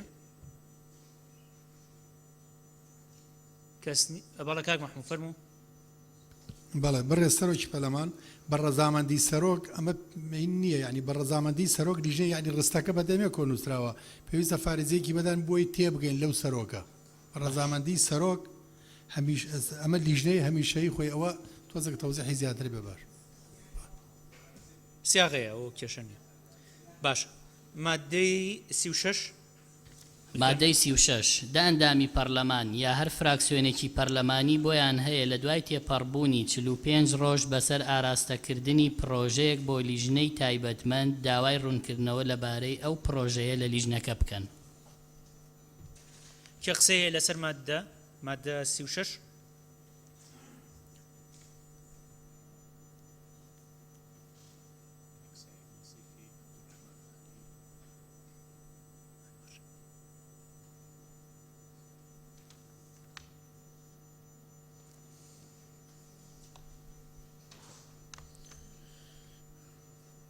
بەڕێز کاک سعید مەسیفی بەڕێز سەرۆکی پەرلەمان بەڕێز ئەندامانی پەرلەمان ئەو مادەیە پێویستە لەسەر سەرۆکایەتی پەرلەمان ئەوە داچوونە بکەن لە سەرۆکایەتی پەرلەمان جێگر و سکرتێرەکەی پەرلەمان نەک دا ئەندامی پەرلەمان دیسان بە دۆداچوونی بۆ بکاتەوە. بەڵا باشە سپاس. بەڕێز مامۆستا ڕەحمان عەلی. بەڕێز سەرۆکی پەرلەمان پشتیوانەی قسەکەی کاک سعید مەسیفیەکەم یاک دووش دا ئەندامی پەرلەمان یا هەر فراکسیۆنێکی پەرلەمانی فراکسیۆنی پەرلەمانی خۆمانە زانین فراکسیۆنمان زۆرە و ڕەنگە فراکسیۆن هەبێت یەک پەرلەمانتاری هەبێت یا 5 پەرلەمانتاری هەبێت ئەمە ئەگەر تۆزیحێک لەسەری بدەن ڕەنگە خراپ نەبێت. فراکسیۆن مەبەستم لە پەرلەمانتارەکەیە. باشە سپاس. بەڕێز کاگە نوورقادر. بەڕێز سەرۆکی پەرلەمان تێبینی من لە 45 ڕۆژەکەیە پێم وایە زۆرە و لیژنە بۆ ماڕوون بکەنەوە بۆ ئەو 45 ڕۆژە دانراوە. سپاس. باشە سپاس. لیژنەی پەیڕە و فەرموون بەڕێز دکتۆر فرسەد سۆفی. بەڕێز سەرۆکی پەرلەمان کە دە ڕۆژمان دە کەسمان داناوە لەسەر ئەو بنەمایە دە ئەندامی پەرلەمان بەسەرەوە بۆیان هەیە پرۆژەیەک پێشکەش بکەن کاتێک ئەو پرۆژەی ئەو دە ئەندامە واژویان کردووە حەقی ڕەوای خۆیانە دوای 45 ڕۆژ بپرسن ئەرێ راپۆرتەکە لەسەر پرۆژەکەی ئێمە بەکوێ گەیشت. زۆر جاریش پرۆژە هەیە فراکسیۆنێک تەبەنی دەکا فراکسیۆنێک پێشکەشی دەکا هەمان ئەو فراکسیۆنە حەقی ڕەوای خۆیەتی بڵێ ئەرێ ئەو پرۆژەی ئێمە بەکوێ گەیشت چکار جەنابتان ئەزان ئێستا هەیە لە ئەوەلەوە پێشکەش کراوە 100 بازام ئەڵێن لیژنەی یاسایی 100 و چەند پرۆژە هەیە ماوەتەوە یعنی حەقی ئەندامانی پەرلەمانە کە پێشکەشیان کردو بە دواداچوونی بۆ بکەن ئایا ڕەفزی وەرگرتیە پرۆژەکە بەکەڵک نایە پارە لەسەر حکومەت دروستەکە لەبەرەوە ئێمە عیبرەتی نووسینی فراکسیۆن و دە ئەندام ئەوەیە پێ وایە لەسەر ئەساسی ئەوەماندانەوە چی حەقیەیە پرۆژە یاسا پێشکەش بکە ئەوەی تریان بۆ 45 ڕۆژە لەبەر ئەو ڕێوڕسمانەی کە دیاری کراوە لە ئەوەندە ڕۆژە با بڵێن خوێندنەوەی یەکەمی بۆ دەکرێەوە دەچێتە لیژنەی تایبەتمان ئەوەندە لە ڕۆژەی لەبەر دەستدایە تا راپۆرتن هەموو ئەوەمان حساب کردووە و مودەیەکی ئیزافیشمان داناوە ئینجا ئەو 45 ڕۆژەمان نووسی ینی بەپێی مەعیار نووسیومانە هەر لە خۆمانەوە 45 ڕۆژمان دیاری نەکردووە و سوپاس. سپاس. کاک مەحموود قسەیەک دەبوو فەرموو. زۆر سپاسەکەی من ڕوونکردنەوەیدا دکتۆر. باشە سپاس. ئەچینە سەر مادەی 37 مادەی 37 ئەگەر بۆ سەرۆکایەتی پەرلەمان ڕوون بووە کە یەکێک لە لیژنە هەمیشەییەکان لە ڕاپەڕاندنی کارەکانیدا کەم تەرخەمی دەنوێنێت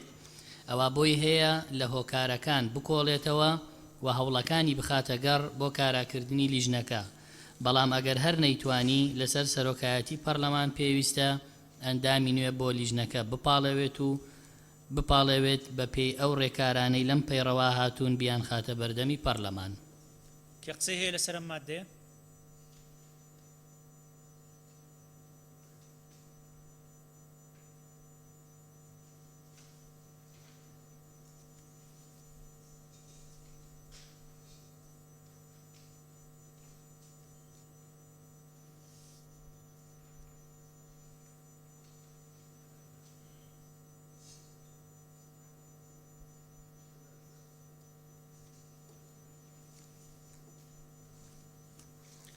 بەڕێز کاک بورزوو مەجید. بەڕێز سەرۆکی پەرلەمان لە مادەی 37 دەڵێ ئەگەر لیژنە کاران نەبوو ناڵێ ئەندامانی لیژنە کاران نەبوون بۆیە لە حاڵەتێکدا لە دوام مەتاف ئەگە سەرۆکایەتی پەرلەمان ویستی ئەندامی نوێ پێشکەشکا وەکو لێرە نووسراوە لیژنەکەش نیسابی تەواو بوو لە 11 ئەندام پێکات بوو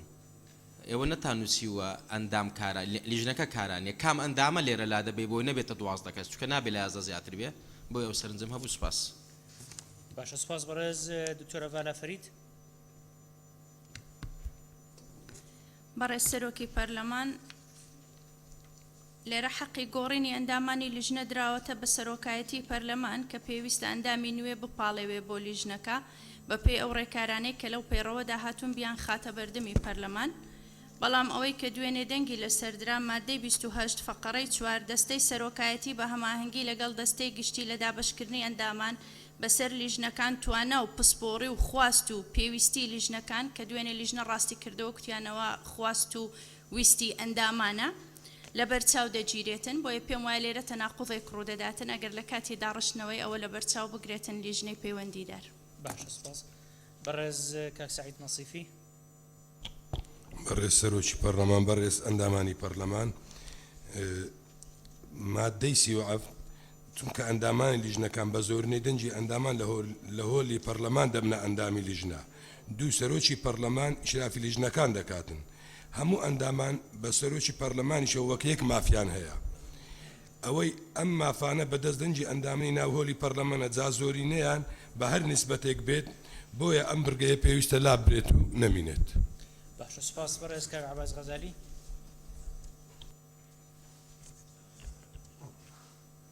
ئێستا مایکەکە داگرسێنە. بەڕێز سەرۆکی پارلەمان ئەمن پیشنیار دەکەم مادەی 37 بکرێ بە دوو بەرگە یەک چونکە هەر ئیشێکی باش بکرێ دەبێت تەشویق بکرێ و کەمتر یەکەم لەبەرەوەی لە هەر وەرزێکی یاسادانان ئەلیف خاڵی یەکەم لە هەر وەرزێکی سەرۆکاتی پارلمان هەر سەنگاندن بۆ لێژنە هەمیشەکان بکە خاڵی دووەمیش ئەگەر کەم تەنخە بوو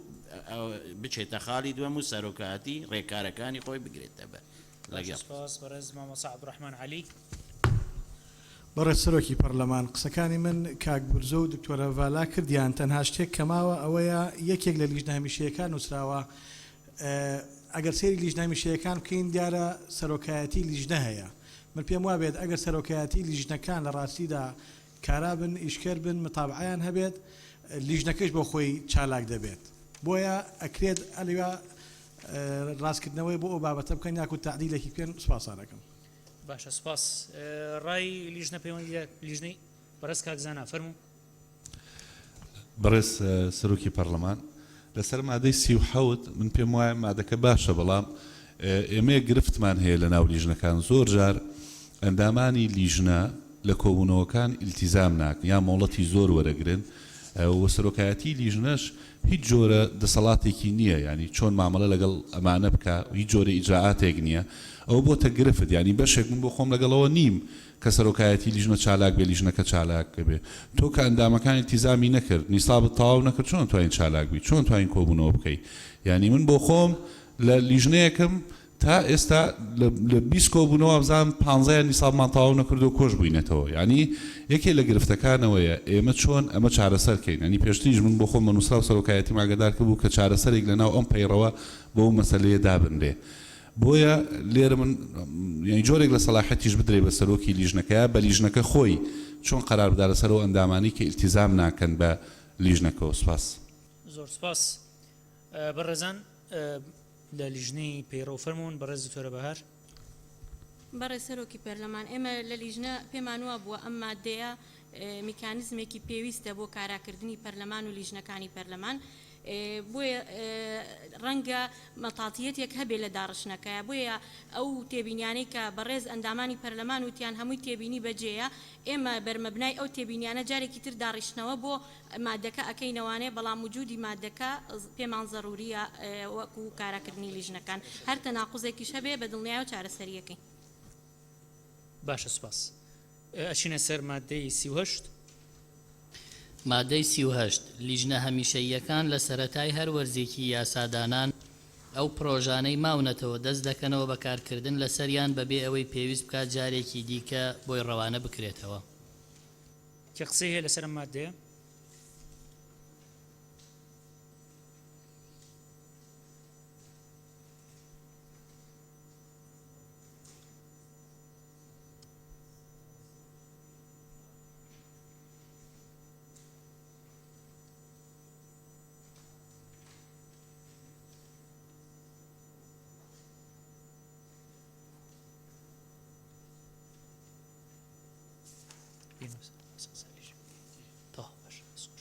بەڕێز کاک محمود حاجی عومەر.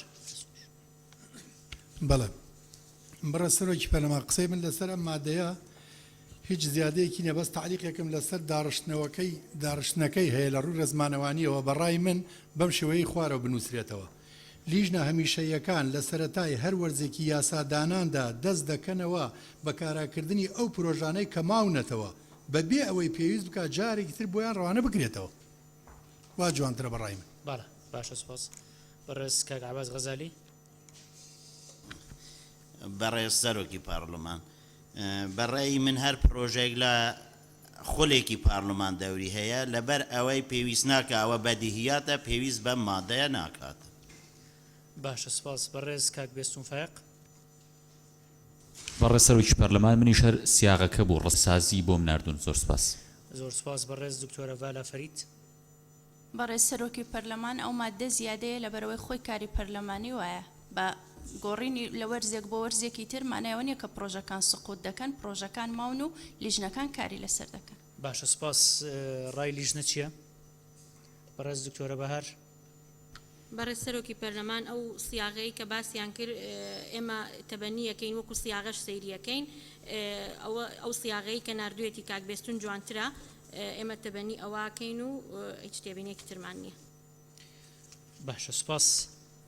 ئەچینە سەر مادەی 39 بەڵێ بەڕێز دکتۆر فەرسەد بەڕێز سەرۆکی پەرلەمان هەر ڕایەکیش کە ڕێژەی یاسایی پشتگیریان کردبێ و ئەوەیش کە دوا ڕابوو ئەمە دەیخینە دەنگدان بۆ ئەوەی ئایا ئەو مادەیە زیادە یان نە برێ ئەندامانی پەرلەمان یەکلایی دەکەنەوە باشە سپاس بەڕێز خاتومونە بەڕێز سەرۆک پەرلەمان پژگیری دکتۆرە ڤالا و بەڕێز عەباس غەزالی دەکەم لە بردننی ئەو مادەیە سپاس باشە سپاس ئەچینە سەر مادەی دوایە و مادەی 39 بەڵێ بەڕێز خاتوو ئەمینە فەرموو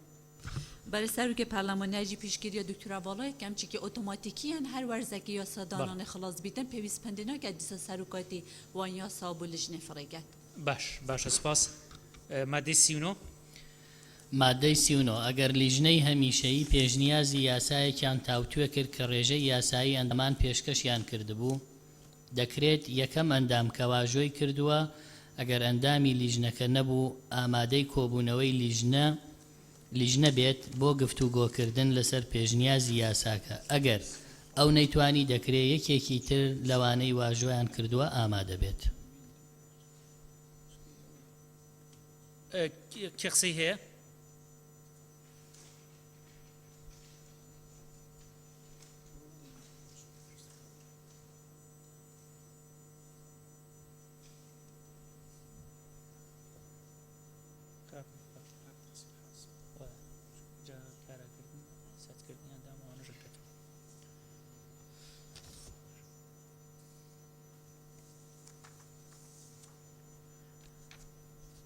بەڕێز دکتۆرە ڤالا فەرید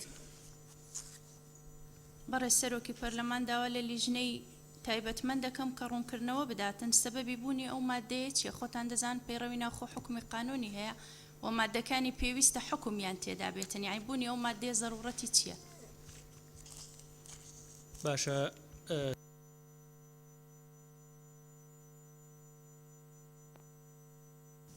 بەڵێ بەڕێز سەرۆکی پەرلەمان هەر پشتگیری قسەکەی دکتۆرە ڤالا کەم بۆ تاکیدکردنەوە لە مادەی 32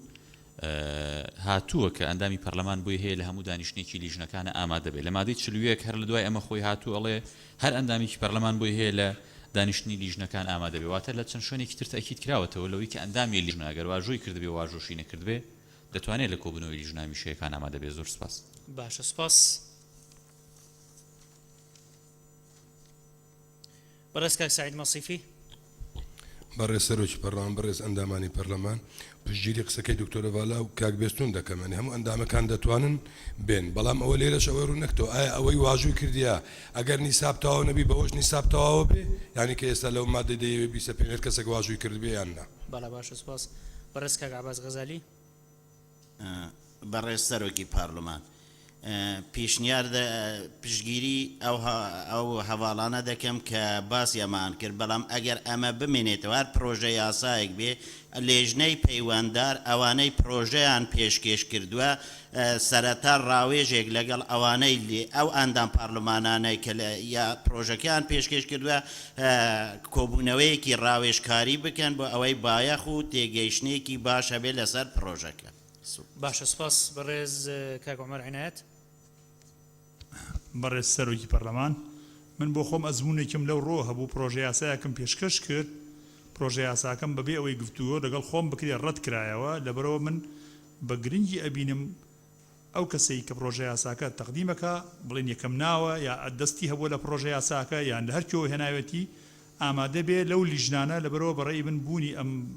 ڕێک بخرێتەوە ئەمە فۆرمەکەی بەنۆعیکە دابڕێژێتەوە بوونی گرنگە و زۆر سپاس. باشە سپاس بەم شێوازە ئێستا ڕەنگە ئیشکالێت ئامێز بێ بەڵام ئەگەر سیاقی گۆڕانکاری بەسەرا بێ بەوەی لیژنە بۆی هەبێت داوا لەو ئەندامە بکات کە بەشدار بێ طبعا ئەمەش هەردیسانەوە لە پەیڕەوە هەیە چونکە پەیڕە و ئەتوانێت تەنانەت ڕاوێژکاریش بانکاتە کۆبوونەوەکانی خۆی و خەڵکی مختص بەڵام میهین بە سیاقێکی تر بێ بەڕێزان فەرمونون لە لیژنەی پەیڕە و بەڕێز دکتۆر فرسا سۆفی. بەڕێز سەرۆکی پەرلەمان ئێمە پێمان وایە ئەو مادە گرنگە هەبێت و ئەوە جیاوازە لەوەی کە ئەندامێکی پەرلەمان خۆی لەسەر خواستی خۆی ئەو ڕۆکۆبوونەوەی لیژنەی دارایی بۆ دەچێدا دەنیشێ بەڵام ئەوە مەسەلەیەکی قانونیە ئەندامێکی پەرلەمان ئەندامی پەرلەمان پرۆژەیەکیان ئامادە کردووە ئەسبابی موجبەی ئەو قانونە و ضرورەتی ئەو قانونە لە ئەندامی پەرلەمانە هەیە حەقێکی ڕەوای خۆیەتی بچی لە لیژنەی تایبەتمەند کە مناقەشەی قانونەکە دەکرێت ڕوونکردنەوە بدا قەنەعەتیان پێ بهێنێ ضرورەتی ئەو پرۆژێ و هۆکارەکانی دەرچوانی ئەو پرۆژەیان بۆ ڕوون بکاتەوە بۆ ئەوەی وەلەوانەیە لیژنەکەش پرسیاریان هەبێت لە زۆر شوێن بۆیە بە تەسەوری من وایە ئێمە بەڕاستی ئەمە لەو پەیڕەوانەی کە ئێمە متابعەمان کرد بەشی هەرە زۆری ئەو مادەیە مەوجودە و ئەوەش وەکو دەرفەتێکە بۆ ئەندامە بەڕێزانەی کە پێشکەشیان کردووە لەسەر سیاغە کێشە هەبی هەر ئەندامێکی بەڕێزی پەرلەمان سیاغەیەکی باشتری لەوە هەیە یان ئێمەش لێی ورد دەبینەوە ئەگەر سیاغەیەکی باشترمان دۆزیەوە سیاغێ دەکەینەوە ئەگەر مقتەرەحی تشتانەیە بماندنێ بەسەر چاو لەسەر سەری خۆمانی دادەنین و چاکی دەکەین. باشە سپاس بەڕێز دکتۆرە ڕێواز فایق. بەڕێستەرۆکی پەرلەمان ئامادەبوونی بەڕێزان ئەندامانی پەرلەمان لە کۆبوونەوەی لیژنەکان لەسەر ڕەزامەندی سەرۆکی لیژنەکانە بێ یان ئاگدارکردنەوەی بەڵام ئەو ئەندامەی کە پرۆژێک پێشکەشەکە حقێکی هەیە ئەفضەلیەتێکی هەیە بەوەی کە ئامادە بێ احترامەن بۆەوەی کەمانوو بۆ پرۆژێکی پێشکەش کردووە ئەمە یەک دوو ئێمە پێشتر دەنگماندا لەسەرەوەی کە پرۆژە یاسا هەبێ بە تەنها ئێمە لە لیژنەکە بێەوە چاکین ئەو پێشنیازانە هەمووی بکەین بە پرۆژە یاسا و زۆر سپاس. باشە سپاس. مادەی چل مادەی چل هەموو لیژنەیەکی هەمیشەیی ناوی ئەو پسپۆڕ و شارەزایانەی کە تایبەتمەندیان پەیوەستە بەکاری لیژنەکە دەستنیشان دەکات و لە کاتی پێویستدا لە ڕێگەی دەستەی سەرۆکایەتی پەرلەمان ڕاوێژیان پێدەکات و سوود لە پسپۆڕی و لێهاتوویان وەردەگرێت و دەکرێت لە کارەکەیان پاداش بکرێن و ئەگەر پێویست بوو گرێبەستیان لەگەڵ بکرێن. کە قسەی هەیە لەسەر مادەی چل؟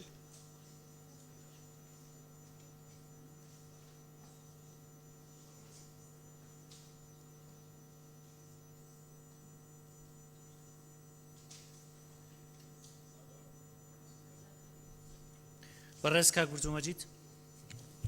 بەڕێز سەرۆکی پەرلەمان پێم وایە مادەی 140 پێویستی بە ڕوونکردنەوەی یان ڕوونبوونی زیاتر هەیە لەبەر ئەم خاڵانەی لای خوارەوە. مادەی چل ئەوە دەماوتۆ مادەی 140 بەداخەوە جێبەجێ نەکراوە لەبەرەوە پەیوەندی بە دامەزراندن و تەعینات و جۆرێک لە مکافە و پاداشتی تێدایە عنی حەق ڕوونتر بڵێن ئەوانەی کە دانەمەزراون لە پەرلەمانی کوردستان ئەمە یەک دوو ژمارە ئەو پسپۆڕ و شارەزایانە چەندن ئەو لیژنەیە پێویستی ئایا تهدید نەکراوە ئەو لیژنە یەک کەسی ویست ئەدیەگە سێ کەسی ویست ئەدیەگە شەش کەسی ویست بۆیە ژمارەکەش دیاری بکرێ خراپ نییە ئەو دە پێم وایە حاڵتێک تریش لیژنە چۆن ڕێک دەکەوێت لەسەر ئەو ناوانە یعنی لیژنە 11 کەسە ئایا بە ئاسانی دەتوان ڕێکەون ئێمە فلان کەسمان دەوێت فلان کەسمان دەوێت لەوانەیە دوو ئەندامی لیژنە دوو ناویان هەبێت سیانی تر دوو ناوی تریان هەبێ بۆیە ئەمە ڕوونکردنەوەی زیاتری دەوێت و سوپاس.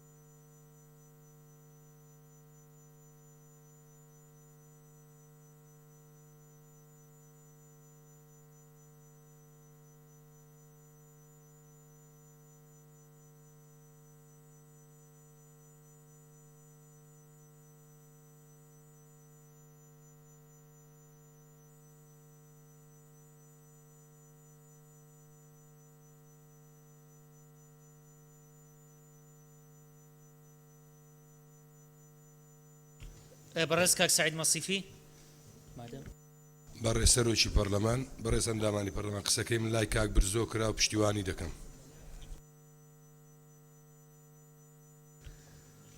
سپاس بەڕێز مامۆستا ماجد عوسمان. بەڕێز سەرۆکی پەرلەمان پێم وایە دەبێ ئاماژە بەوە بکرێت کە پسپۆر و ڕایۆشکار لە دەرەوەی پەرلەمان ئیشارەت پێ بکرێت چونکە لە مادە 32 بڕگەی 3 ئاماژە بەوە کە ڕایۆشکار لە لێژنەکاندا هەیە بۆیە دەبێ ئاماژە بۆ بکرێت لە دەرەوەی پەرلەمان. باشە سپاس. لیژنەی پەیوەندیدار فەرموو بەڕێز دکتۆر فرسەت سۆفی. بەڕێز سەرۆکی پەرلەمان دیسان ئەگەر لە سیاغە ناڕوونە ڕوونی دەکەینەوە بەڵام پێم وایە ئەوەی خوێنمەوە زۆر ڕوونە مەبەستمان ئەو کەسانن بۆ نمونە لیژنەی سامانە سروشتیەکان بۆی هەیە بۆ خۆی لیستێک دروست بکات لە زانکۆی سەلاحەدین لە زانکۆی سلێمانی لە زانکۆی دهۆک لە زانکۆکانی دیکە چەند کەس مختصن لە بواری نەوت بۆ نمونە پرۆژەی کەپکۆیە کۆمۆی دراسە دەکەن ئەو بەڕێزانە لەو بوارە بۆی هەیە بانگیان بکە لە بەرامبەری ئەو هاتنەش بە سعات بۆیان حساب بکرێ پاداشتێک بدرێن و یان ئەگەر زانی پێویستیان پێ لە لیژنەکەی خۆی مستەشاری مختص لەو پەرلەمانە نیە بۆ ماوەیەک عەقدێکیان لەگەڵ بکە 6 مانگە 3 مانگە یعنی مەبەستمان وازەحە یعنی ڕوونە کە مەبەستمان ئەو کەسانە نین کە لە ناو پەرلەمانن ئەو کەسانن کە لە دەرەوەی پەرلەمانن شارەزان لە بوارێک مەبەستمان ڕاوێژکار نیە مەبەستمان ئەوانن کە یعنی شارەزان یان هەیە لەو بوارە یعنی ئەوانە هەیە لەوانەیە هەر بە خۆبەخش بۆ پەرلەمان دەکە و هەشە لەوانەیە پێویست بی بۆ 1 سعات هاوکاریەکی بچووکرێت بۆشە عەقدێکی درێژی لەگەڵ بکرێ مەبەستمان ئەوەیە ئەگەر ناڕوونیشە سیاغێکی باشتری بۆ دەکەین. باشە سپاس. فەرموون مادەی 41. مادەی 41 هەر لیژنەیەکی هەمیشەیی لەسەر داوای سێیەکی ئەندامەکانی بۆی هەیە دانیشتنی گوێ لە یەکگرتن جەلەسات ئیستیماع لەسەر هەر بابەتێک کە پەیوەست بێ بە تایبەتمەندی لیژنەکە بۆ بەرپرس و کەوادری حکومی و کەرتی تایبەت و پسپۆڕان و نوێنەری ڕێکخراوەکانی کۆمەڵگەی مەدەنی و هەر کەسێک کە بە پێویستی بزانێ ئەنجام بدا هەر ئەندامێکی پەرلەمانیش بۆی هەیە لەم دانیشتنە ئامادە بێت و گفتوگۆ بکە دەبێت لیژنە پوختەی دانیشتنی گوێگرتن و دەرەنجامەکانی لە راپۆرتێک ئاراستەی دەستەی سەرۆکایەتی بکات. کێ قسەی هەیە لەسەر ئەم مادەیە؟ کاک بێستون فەرموو. بەڵێ تێبینیم لەسەر وشەی کەوادر هەیە عەرەبیە دوایی لە فیئەکانی مجتەمەعیش هاوڵاتیان و چین و توێژەکانیشی تێدا بێ خراپ نییە بۆ نمونە ئێستا خۆپشاندانی مامۆسایان هەیە مەسەرەن دەکرێتەوە گوێ لەوانی بکەی. زۆر سپاس. باشە سپاس. ڕای لیژنەی پەیوەندیدار.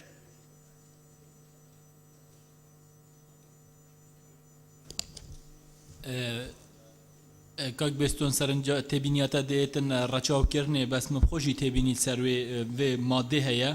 کو هەر کەسێک بە پێوی بزانن دێشێن بینن ناف لیژنێ کەواتە پێوی توان تەفاسیلێ دیترێ ناکێت کەوادر و کارمەند و نزاچی و چی و زۆر سپاس. باشە سپاس. مادەی 42. مادەی 42 هەر لیژنەیەکی هەمیشەیی لە چوارچێوەی پسوەڕیەکەیدا بە دوواداچوون و لێکۆڵینەوە و سەردانی مەیدانی دەکا لەسەر ئاسی جێبەجێکردنی ئەو یاسا گشتیانەی پەیوەندیدارن بە بەرژەوەندیە بنەڕەتیەکانی هاونیشتیمانیانی هەرێم هەروەها چاودێریکردنی گونجان سیستەم و ڕێنماییەکان کە بۆ ئاسان جێبەجێکردنی یاساکە دەرچوون لەگەڵ ئامانجی سەرەکی یاساکە لەسەر لیژنەی هەمیشەیی پێویستە راپۆرتێک لەسەر ئەنجامی بەدواداچوونەکانیان و پێشنیازەکانیان ئاراستەی دەستەی سەرۆکایەتی بکەن و ئەوانیش بۆیان هەیە ئەوەی گونجاوە بیگرنە بەر لەبەر ڕۆشنایی راپۆرتەکە لەژێر ڕۆشنایی راپۆرتەکە. کێ قسەی هەیە لەسەر ئەم مادەیە؟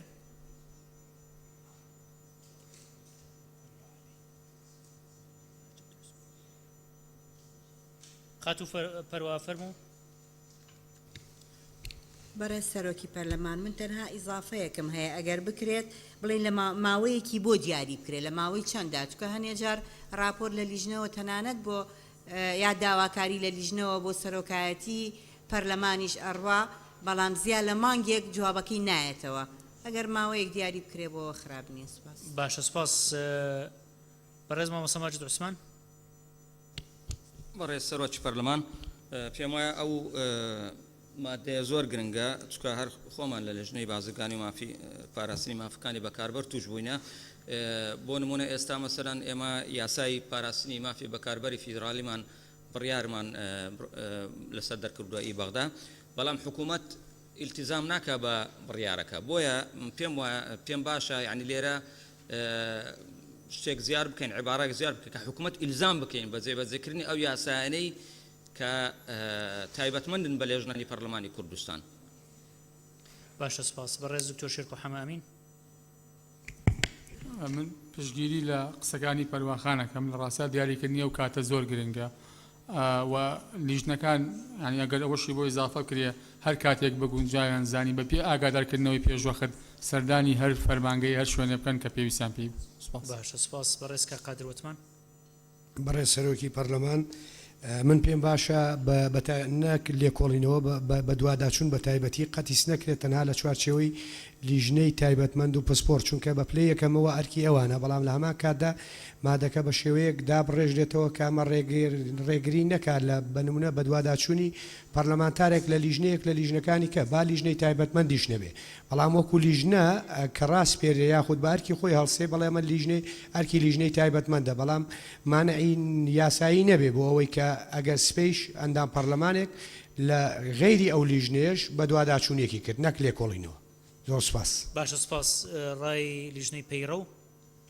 بەڕێز کاگە بکڕەڵەتنی. بەڕێز سەرۆکی پەرلەمان من لەسەر دەستەواشەی ئەخیری مادەکە قسەم هەیە ینی دەستەی سەرۆکایەتی پەرلەمان ئەوانیش بۆیان هەیە ئەوەی گونجاوابیکردنە بەر لە ڕووی ڕێخستنەوە ناڕێکێکی تێدایە دەستەی سەرۆکایەتی بکەن و ئەوانی ڕێکارەکان دەگرنە بەر لەسەر بەر ڕۆشنایی راپۆرتەکە. زۆر سپاس. باشە سپاس. بەڕێز دکتۆرە بەهار محمود. بەڕێز سەرۆکی پەرلەمان سەبارەت بە دیاریکردنی ماوەکە بۆ ئەوەی لەو ماوەی راپۆرتەکە پێشەش بکەنەوە تێبینێکی وەجیهە دوای ئێمە پیا ئەچینەوە سەبارەت بۆی حکومەت مولزەم کە حکومەت بۆ خۆی مولزەمە بە جێبەجێکردنی یاساکانەوە پێویست ناکە لە یاسا پێی بڵی تۆ مولزەمی چکە بۆ خۆی ئیشەکەی ئەوەیە جێبەجێ ئەو یاسایانە بکا کە دەرەچن. باشە بەڕێز دکتۆر فرسەت سۆفی. بەڕێز سەرۆکی پەرلەمان سەبارەت بۆش هیچ کەس ناتوانێت ڕێگە لە ئەندامی پەرلەمان بگرێ ینی بنووسین نەنووسین یەکێک لە وەزیفەکانی ئەندامی پەرلەمان چاودێریکردنە بە دوواداچوونە بۆیە بە تەسەوڕی من ئەوە ئێمە باسی لیژنەکان دەکەین ناکرێت لە ناو لیژنەکانی جسان بینەوە باسی مافەکانی ئەندام و ئەرکەکانی ئەندام بکەین هەر ئیشە و لە شوێنی خۆی سا ئێمە باسی لیژنە دەکەین بۆیە پێویست ناکە لێرە باسی ئەندام بکەین هیچ ڕێگریەکیش نیە و لەناو ئەو پێڕەوەش هەیە کە ئەندامی پەرلەمان دەتوانێت بە دوواداچوون بکە لە هەر شوێنێک لەسەر هەر کارێکیش. باشە سپاس. مادەی 43 مادەی 43 یەکەم لیژنەکان بۆیان هەیە داوا لە سەرۆک بکەن بۆ بەشداریکردنی وەزیری پەیوەندیدار بۆ ئامادەبوون لە دانیشتنی لیژنەکان و پێشکەشکردنی ڕوونکردنەوەی پێویست لەسەر ئەو بابەتەی دەخرێتە ڕوو بە شێوەیەک ماوەی 3 ڕۆژ لە ڕێکەوتی ئاراستەکردنی بانگێشتنامەکە تێپەڕ نەکا. دووەم وەزیری پەیوەندیدار بۆی هەیە لە دانیشتنەکانی لیژنەکان ئامادە بێ کاتێک گفتوگۆی بابەتێک دەکرێت کە پەیوەندیدارە بە وەزارەتەکەی و بۆی هەیە ستافی وەزارەتەکەی لەگەڵ خۆی بهێنێت بۆ کۆبوونەوە هەروەها ڕوانینەکانیشیان لە راپۆرت جێگیر دەکرێن بەبێ ئەوەی مافی دەنگدانیان هەبێ. سێەم لیژنەکان بۆیان هەیە بۆ بەشداری ئەوانەی کە پلەیان لە خوار وەزیرەوەیە لە کۆبوونەوەی لیژنە داوا ئاراستەی سکرتێری پەرلەمان بکەن ئەوە بکەنێکی نوقسان. چوارەم لیژنەکان بۆیان هەیە لە ڕێگەی جێگری سەرۆکی پەرلەمان داوا لە فەرمانگە فەرمی و ڕێکخراوەکانی کۆمەڵگەی مەدەنی بکەن کە زانیاری پێویستیان پێشکەش بکەن یا لە کۆبوونەوەی لیژنە ئامادە ببن. پێنجەم ئەگەر ئەو لایەنانەی لە بڕگەکانی سەرەوە باس کراون خۆیان گر لە پێدانی زانیاری یا ئامادە نەبوون لە کۆبوونەوە ئەوە ئەو کاتە لە ڕێگەی سەرۆکی پەرلەمان سەرۆکی ئەنجومەنی وەزیرانی لێ ئاگادار دەکرێتەوە و لە حاڵەتی وەڵام نەدانەوەی داواکاریەکەی لە ماوەی 7 ڕۆژدا بابەتەکە دەخرێتە بەردەمی پەرلەمان بۆ ئەوەی تێڕوانینی بۆ بکات.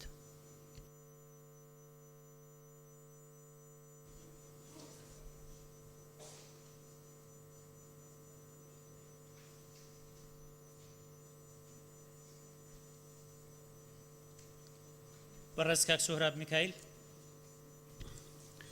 بەرێ سەرۆکی پەرلەمانی مادە 43 خاڵە 4 لیژنەکان بۆیان هەیە لە ڕێگەی جێگیری سەرۆکی پەرلەمان داوا لە فەرمانگە فەرمی ڕێکخراوەکانی کۆمەلگای مەدەنی بکەن کە زانیاری پێویستیان پێشکەش بکەن. هەرچەندە تێبینی ئەس دەبێژم چێتبیتن پێتیڤی بە هات مادەی سوسەی هات بە مافەکانی ئەندام دەستفەئینانە زانیاریە هەکە بەس یا گرێدایی بیت ئەپلژنێڤە دەمێکی درێژ پێ دوێت چونکو گەڵێک قویناغەڕە ئەدبوریت سەرۆکاتیا پەرلەمانیە لژنەیە شنیک و وەزارەتە بۆ نمونە هەفتێ 2015 ئەم هەندێک زانیاری دیان سەر پەروەردە ئامێدیە ئەبرێکا سەرۆکاتیا پەرلەمانی پاشانی لژنە تایبەت پاشانی وەزارەتە تایبەت تقریبا 3 هەیونی بچون حتا ئەو زانیاری هاتیە بەردەسیم یعنی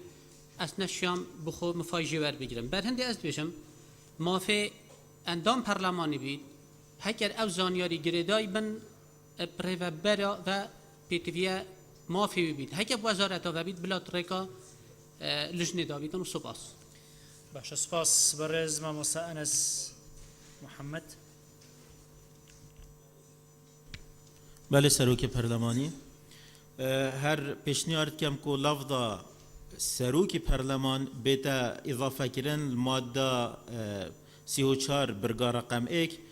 دا اشتباهات نافبەرە سەرۆکی لجنا و سەرۆکی پەرلەمانی نایەتەکردن و زۆر سوپاس یعنی لیژنەکان بۆیان هەیە داوا لە سەرۆکی پەرلەمان بکەن بێتە دیارکردن. باشە سپاس بەڕێز مامۆستا غەریب مستەفا. بەڕێز سەرۆکی پەرلەمان بە ناوی خوای بەخشندە و میهرەبان من چەند سەرنجێکم هەبوو سەرنجی یەکەمم لیژنەکان بۆیان هەیە داوا لە سەرۆک بکەن ئەو داواکردن ڕەهایە ئەکرێ زارێکی بێ ئەکرێ نووسراو بێ بۆیە داواکەم لە لیژنە ئەگەر بە پێویستی ببینن ئەوە زیادکان لیژنەکان بۆیان هەیە بە نووسراوێک داوا لە سەرۆک بکەن. خاڵی دووهەم نازام تێگەیشتن جەناب خاڵی دووهەم هەندێک حاڵەت دێتە پێشەوە حاڵەتەکە نائاساییە پێویستەکە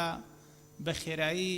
وەزیرێکی پەیوەندیدار بانکێشتی لیژنە بکرێت بۆ نمونە ڕووداوێک ڕوەدا ئێمە لە لیژنە زۆر جاتوشی ئەو حاڵەتە بن مەسەن گەنم تەڕە بێت ئەوە حاڵەتێکی تاڕی دێتە پێشەوە تا ئەم ڕۆتینە دەکرێت یانێ جەدوای دانیشتنەکە لەگەڵ وەزیراتی ئەپەڕێ بەڕاستی بۆیە یا حسابێ بکرێت بۆ بارە نائاساییانە یا ئەو ڕۆتینە لا ببرێت. خاڵی سێهەم کە سەرنجم هەیە ئەو ڕیزبەندێکە کراوە نازانم یانێ بە چ پێوەرێ کراوە بۆ بانکردنی وەزیر لە ڕێی سەرۆکی پەرلەمانەوە بێ پلەی خوار وەزیر لە ڕێی سکرتێرەوە بێ و فەرمانگەی فەرمی و ڕێکخراوەی کۆمەڵگەی مەنی لە ڕێی مەدەنی لە ڕێگەی جێگری سەرۆکی پەرلەمانەوە بێ وا باشترە لیژنەکان تەنها یەک مەرجع بناسن لە پەرلەمانە بۆ بانکردنی هەر کەسێکە ویسیان سێ مەرجع پێویست ناکا بۆ هەر شەریحەیەک لە شەریحە پەیوەندیدارەکانی حکوومەت. سپاسانەکە. زۆر سپاس. ڕای لیژنەی پەیڕە و بەڕێز دکتۆر فرسەت سۆفی. باش بەڕێز سەرۆکی پەرلەمان ئەوەی بەڕێز کاک سۆهراب باسی کرد ئەوە دیسان لە مافەکانی ئەندام هەیە و لەو پێڕەوە چەند جار تەکید کراوەتەوە مافی بەدەستێنانی زانیاری و بە دوواداچوون و هەموو ئەمانەی هەیە بۆیە جارێکی تر تەکید دەکەینەوە ئێمە لێرە تەنها باسی لیژنەکانەکەین ناکرێ ئەوەی پەیوەستە بە ئەندامی پەرلەمان لە لیژنەکان باسی لێەوە بکرێ ئەوەی بەڕێز مامۆستا مەلا ئەنەس گوتی ئەوە تعریف کراوە سەرۆک لە پێشتر گوتومانە سەرۆکی پەرلەمانی کوردستان ئەگەر مەبەستمان سەرۆک لیژنە با دەمانگۆ سەرۆکی لیژنە چونکە ئەو تعریف نەکراوە بۆ هیچ کێشەیەکی چێدانە ئەوەی کە بەڕێز مامۆستا مەلا غەریب باسی کرد سەبارەت بەو ڕیزبەندی ئێمە طبعاً ئەوەی کە هێناومانە لەو مادەیە ڕێک ئەوەی کە لە پەیڕەوی ئێستا هەیە و ئەوش لەسەر ئەو بنەمایە داڕێژراوە کە ئەرکەکان دابەش بکرێت لە دەستەی سەرۆکایەتی و بە جۆرێک لە جۆرەکان ینی بتوانن پێڕابگەن سەبارەت بە کاتەکەش یعنی ناکرێتەوە ئەو ڕۆ بڵێ دەبی وەزیر سعات دەیبێ ینی لە هیچ شوێنێکی دنیا شتیوانی ئێمە 3 ڕۆژمان داناوە ینی خۆی پێشتر هەفتەیەک بوو ئێستا کردومانەتە 3 ڕۆژ 3 ڕۆژیش زۆرە ینی ئیشێک چەند تاڕێ ئیشبی هەر 3 ڕۆژ تاڕێ ینی چ دەکەی لە وەزیر ئەوی تر خۆت و تەنها ئەو وەسیلەت نییە وەسیلەی تەلەفۆنیشت هەیە دەتوانی ئاگاداری بکەیت تەنسیقی لەگەڵ بکەیت بەڵام بۆ کۆبوونەوەیکی فەرمی وەزیر دەبی پێی بڵێ لەسەر چییە خۆی حازر بکە وڵی 3 ڕۆژ کاتێکی زۆر گونجاوە بۆیە بە تەسەوڕی من ئەوە بە کۆبوونەوەیکی فەرمی هەر کاتێک کەمترکەوە وەزیر خۆت حسابی ئەوە مەکە ئێستا ئەنجومەنی وەزیران لە تەنیشتە یان وەزارەت دەبێ حسابی ئەو بکەی ئەو وەزیرە لە شاری سلێمانیە لە دهۆکە پێویستی بەوە ئیستعدادی وەرگری تا دەگەڕێتەوە بۆیە ئێمە 3 ڕۆژمان داناوە پێم وایە کاتێکی باشە. هیچ ڕوونکردنەوەی ترتان نێوانە بەڕێز کاک عومەر عنایەت. بەڕێز سەرۆکی پەرلەمان بەڕێز ئەندامانی پەرلەمان بەپێی ئەو ئەزمونەی لە ماوەی خلالی ئەم کەمتر لە 2 ساڵە هەمانە سەرۆک لیژنەکان توانیومانە هەم بە هەماهەنگی لەگەڵ دەستەی سەرۆکایەتی لەگەڵ وەزیرەکانە پەیوەندیکەین زۆربەی کات ئەو وەزیرانە کە هاتوونەتە ئەم پەرلەمان لەلایەن سەرۆک لیژنەکانەوە تەنسیق کراوە داواکراوە من داواکەم دەسەڵات بدرێ بە سەرۆکی لیژنەکان پاش وەرگرتنی ڕەزامەندی یان سەرۆکی پەرلەمان یان جێگری سەرۆکی پەرلەمان یان دەستەی سەرۆکایەتی خۆیان بتوانن پەیوەندی بکەن لەگەڵ وەزیرەکان و وەزیرەکان بۆ ناو لیژنەکان بانکەن بە ڕەچاوکردنی ئەو مودەی جەنابی دوکتۆر فرسەت باسی کرد یعنی بە عەمەلی ئێمە ئێستا ئەوە پیادە ئەەکەین ناکری ئەو دەسەڵاتە لە سەرۆکی لیژنەکان وەربگیرێتەوە چکە ئەو ئێمە سەرۆکی لیژنەکان و ئەندامی پەرلەمان لەسەر ئاستی وەزیرەکانێ ئەتوانێت تەنسیقکە بۆ ماوەکەش کورتترە کاتەوە و فعلەن هەرواشمان کردووە تا ئێستا من تەلەفۆنم بۆ وەزیری شارەوانی کردووە یا نووسرایەکم بۆ ناردووە پاش وەرگرتنی ڕەزامەندی لیژنەکەی خۆمان بڕیای داوە کە پێویستە وەزیری شارەوانی بێتە ئەم لیژنەیە ئێمە تەنسیقمان کردووە و کتابێکمان بۆ کردووە یا بە تەلەفۆن ئاگادارمان کردەوە لە ڕووی عەمەلیەوە هاتنی هێنانی بانگێشتی سەرۆی وەزیر بۆ ناو پەرلەمان لەلایەن سەرۆکی لیژنەوە بێ باشترە و زۆر سپاسانە باشە سپاس بەڕێز دکتۆر فرسەت سۆفی کاک سۆهراب ئاخر ئەبێ نیزامی بێت چونکە دەرفەتی قسەکردنە وەرگرت بەڵێ فەرموو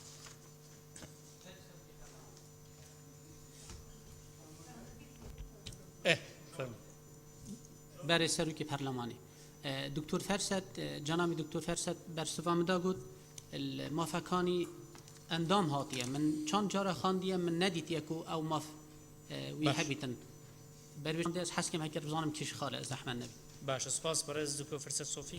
برای سەرۆکی پەرلەمان ئەوەی بەڕێز کاک عومەر عنایەت باسی کرد بێم خۆشە لەسەرەوە ڕوونکردنەوەیکی تر بدەم بەڕاستی ئێمە نمونەمان هەیە لەم پەرلەمانە زۆر جار بۆ لە بینی لێژنە لە بینی وەزیرێکی تایبەتمەند وەزیرێک کێشە دروست بە گوتیوەتی نەهاتوم لەبەرەوەی بە تەلەفۆن ئاگادار کراومەتەوە و تۆش ناتوانانی هیچ ئیجراعێکی قانونی پەیڕەوی بگریە بەر چونکە ڕێگاکە ڕێگایەکی فەرمی نییە ئەوەی ئێمە دەیڵێن بۆ ئەوەیە کاتێک کە لە ڕێگای سەرۆکی پەرلەمانەوە دەبێت و بە نووسراوێکی فەرمی ئاراستەی دەکرێت و هەر خۆگرتنێک لە ئامادەبوون لە بەردەم لیژنەکە دەتوانرێت لە ڕێگای ڕێکاری یاسایی و پەیڕەوی بەرامبەر ئەو وەزیرە بگیرێتە بەر بەڵام ئەگەر لە ڕێگای سەرۆکی لیژنە و بەر شێوازێکی نافەرمی و تەنسیق و تەلەفۆنات بێ لەوانەیە ئەمە لە ڕووی هاوڕێیەتی و کار ئاسانی و سەریع ڕۆیشتن زۆر باشە بەڵام ئەگەر کەوتە سەر مەسەلەی علاقەی فەرمی پێم وایە ئەوەی ئێمە دامان ڕشتووە زۆر دروستە و زۆریش لە جێگای خۆیدایە ئەوەی بە بەڕێز کاک سۆهراب باسی کرد ئەگەر جەنابەت بفەرمووی سەیری بەشی چاودێریکردن بکەی ئەوەی کە پەیوەستە بە ڕقابە لەوێ زۆر بەڕوونی چۆن مافدراوەتە ئەندام و بە دوواداچوون و لە ئێستا لەبەر ئەوەی تەرکیزمان نەکردووەگەن لە چەندین مادەی ئەم پەیڕەوە بە هیچ شێوەیەک ڕێگە لە ئەندامی پەرلەمان نەگیراوە و ئەگەر سەیری نووسنگەکانیش بکەین نووسنگەکانی پەرلەمان کە ئێمە بەشێکی دیکەمان کردوتەوە لەوێش دیسان هەر ئەندامێکی پەرلەمان لە سنووری شوێنەکەی خۆی بۆی هەیە بە دوواداچوون بۆ کاری هاوڵاتیان بکە داواکاریەکانیان لێ وەربگرێ واتە هیچ ڕێگریەک نییە ئەوە ڕوونکردنەوە بوو کاک سۆراب لەسەر قسەکە باشە سپاس مادەی 44 تکایە بخوێنەوە دووەم لیژنە تایبەتەکان مادەی 44 یەکەم پەرلەمان لیژنەی کاتی بە مەبەستی ئامادەکردنی راپۆرت سەبارەت بابەتێکی دیاریکراو لەسەر پێشنیاری دەستەی سەرۆکایەتی یا چواریەکی ژمارەی ئەندامان بە دەنگی زۆرینەی ئامادەبووان لە کاتی پێویستدا پێک دەێنێت دووەم سەرۆکایەتی پەرلەمان لە دەرەوەی وەرزەکانی یاسادانان دەسەڵاتی پێگەنانی لیژنەی تایبەتی هەیە سێەم بابەتە تاوانکاریەکان و هەر بابەتێک لە ژێر تێڕوانینی دادگاکاندا بێ نابێتە بابەتی لێکۆڵینەوەی لیژنە تایبەتەکانی پەرلەمان چوارەم لە کاتی کارکردنی لیژنە هەر ئەندامێک نهێنی کاری لیژنە بدرکێنێ ئەندامێتی لیژنەکە لەدەست دەدات چه قسەی هەیە لەسەر ئەم مادەیە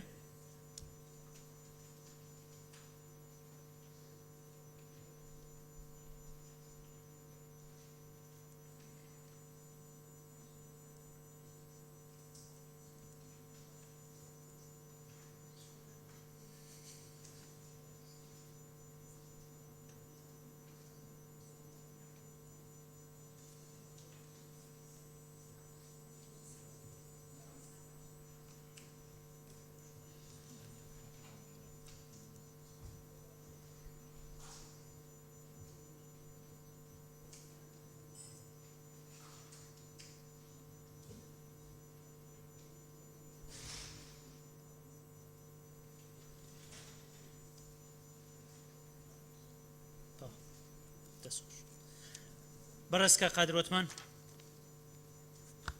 بەڕێز سەرۆکی پەرلەمان سەبارەت بە مادەی 44 خاڵی یەکەم من پێم باشە بە شێوەیەک سیاغا بکرێتەوە کە ئەم بابەتە دیاریکراوەی کە لیژنەی بۆ پێک دەهێنرێ بەمەرج بگیرێت کە بە تەواوی پێوەست نەبێ بە یەکێک بە لە لیژنە هەمیشەیەکان چونکە لە ماوەی ڕابردوودا لیژنە بۆ مەوزوعی بە جینۆسایدی یەزیدیەکان پێکێنراکەوە لە ئاساسدا ئیشی لیژنەی پێشمەرگە و شەیدان و قوربانیانی جینۆساید و زیندانی سیاسی بوو لە بەرەم حاڵەتە تێکەڵاوی دروست نەبێ سەبارەت بە خاڵی دووەمیش هەرچەندە ئەمە ئەم بابی لیژنە تایبەتیەکانە بەڵام پێشنیاز دەکەم کە بگوازرێتەوە بۆ ئەو کاتێک کە مناقەشەی دەسەڵاتەکانی سەرۆکی پەرلەمان دەکرێت بۆ ئەو کاتە یەکلایی بکەینەوە کە سەرۆکی پەرلەمان لەو کاتانەی کە مافی دەسەڵاتی پێکێنان لیژنەی لێکۆڵنەوە و لیژنە تایبەتی و کاتیەکانی هەیە لەوێدا بە یەکجاری جێگیر بکرێت سەبارەت بە خاڵی چوارەم ئەمە چۆن بە چ ڕێو شوێنێک دەگیرێتە بەر کە ئەو کاتە بۆی دەرکەوێت کە پەرلەمانتارێک یەکێک لە نهێنیەکانی درکاندووە ینی چۆن ئەمە یەکلایی دەکرێتەوە ئایا لیژنەی بۆ پێک دەهێنرێت یاخود شەفەویەن دەوترێت هەر لەسەر ئەساسی ئەو قسەی یا ئەو لێدوانەی کە کردوویەتی بە نمونە لە یەکێک لە دەستگاکانی ڕاگەاندن زۆر سوپاس زۆر سپاس بەڕێز دکتۆرە ڤالا فەرید بەڕێز سەرۆکی پەرلەمان دوای ئەوەی کە لیژنە تایبەتمەندەکە راپۆرت ئامادە دەکات و لە ڕاستیەکان دەکۆڵێتەوە ئەو راپۆرتە نەتیجەکەی چیەوە تا بۆچی بەرز دەکاتەوە اینجا کە بەرز کرایەوە چۆن سەرۆکایەتی پەرلەمان دەیخاتە بەرنامەی کار لێرە ئەو میکانیزمە دیاری نەکراوە دەبێ بگوترێ و راپۆرتە بەرز دەکرێتەوە بۆ سەرۆکایەتیش بە زووترین کات دەیخاتە بەرنامەی کار ئەوەی پەیوەندیشی بە خاڵی چوارەمەوەی من پشگیری کا قادر دەکەم هەر بگوترێتن ئەندام هەر ئەندامێک کە ئەندامە لە ناو لیژنەی تایبەتمەند نابێت نهێنیەکان بدرکێنێتن اینجا دوای درکاندنی نهێنیەکان ئەو بە سەرۆکایەتی پەرلەمان و پەرلەمان بەجێبی هەڵدرێتن دەخوات ڕەفتارێکی لەگەڵ دەکرێت باشە سپاس بەڕێز مامۆستا مەڕوان گەڵاڵی پەیامەکەی من گەی دەست خۆش بێت سپاس بەڕێز مامۆستا ماجد عوسمان بەڕێز سەرۆکی پەرلەمان سەبارەت بە بڕگەی چار منیش ڕام لەگەڵ ڕای بەڕێز قادرۆتمان و دکتۆرە ڤالایە زۆر سپاس زۆر سپاس بەڕێز خاتو شکوری ئیسماعیل بەڕێز سەرۆکی پەرلەمان شکوری ئیسماعیل منیش هەر سەرنجم لەسەر خاڵی چوارەم هەبوو پاڵپشتی ڕایەکەی دکتۆرە ڤاڵا دەکەم هەمان سەرنجم هەبوو سپاس باشە سپاس خاتو شیلان جعفەر بەڕێز سەرۆکی پەرلەمان منیش هەر هەمان بۆ چوونەکانی خاتوڤاڵا و کا قادروەتمانم هەبوو زۆر سپاس لە سەر مادەی بڕگەی چوار باشە زۆر سپاس بەڕێز مامۆستا عەبدوڕەحمان عەلی بەڕێز سەرۆکی پەرلەمان قسەکانی من کراوە دەستخۆش باشە سپاس بەڕێز دکتۆر شێرکۆ حەمە ئەمین بەڕێز سەرۆکی پەرلەمان من تایبەت بەوەی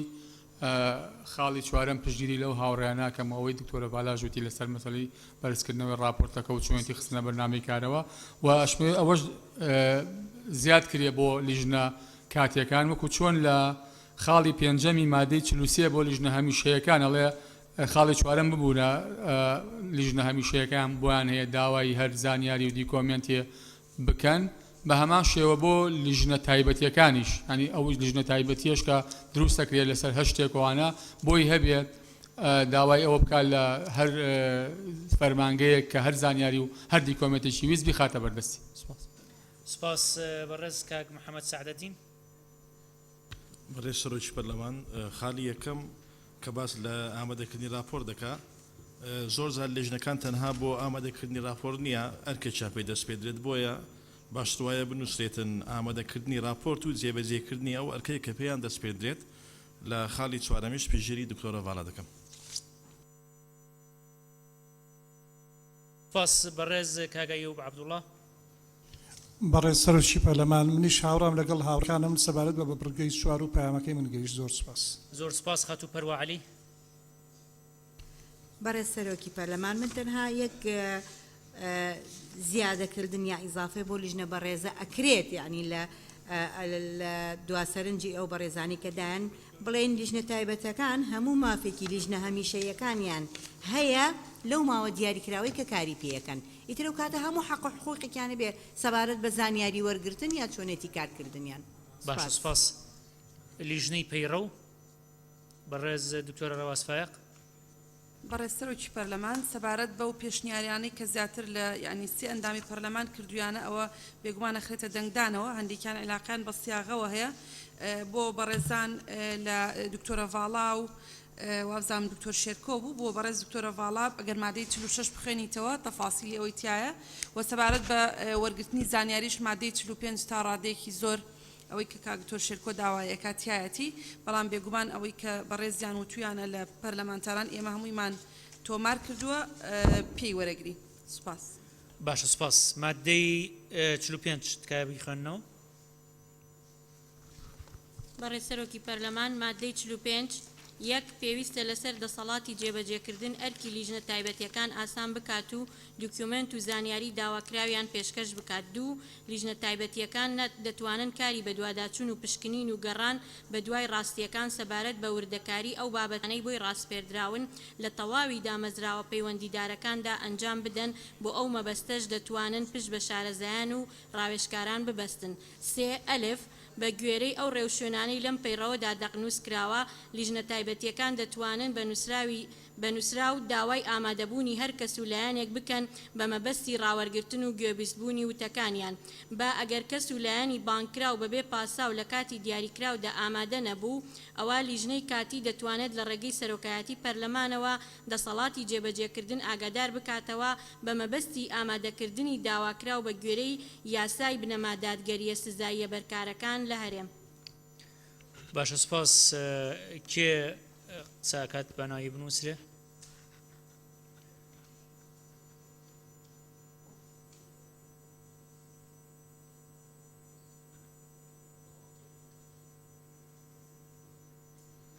بەڕێز کاک مەحموود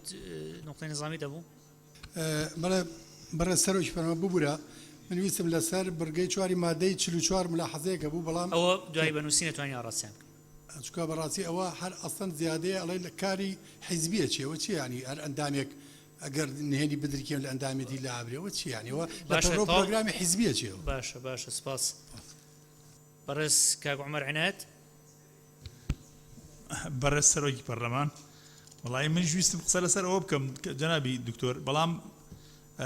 هەر ئەندامێک کەری لیژنە بدرکێنێ ئەندامێتی ڕێزدا یعنی ڕێوشێنیش نەگیراوە بەر چۆن یەکسەر ئەوە ناکرێت گفتوگۆ لەسەرەوە تەواو بوو. مادەی 45 نازانم تا چەند جائزە ئەو بەڕێزان لە لیژنەی ئامادەکاری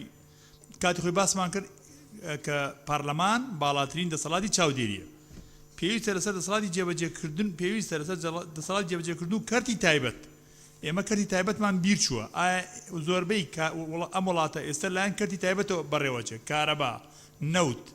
پاکردنەوەی شارەکان زۆربەی حتا بەشێکی زۆر لە وەزارەتی تەندروستی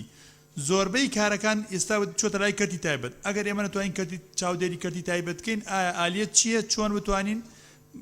من هیوادارم لیژنەی ئامادەکردنی پەیڕە وەڵاممان بدەنەوە. زۆر سپاس. زۆر سپاس. بەڕێز دکتۆرە ڤارا فەرید.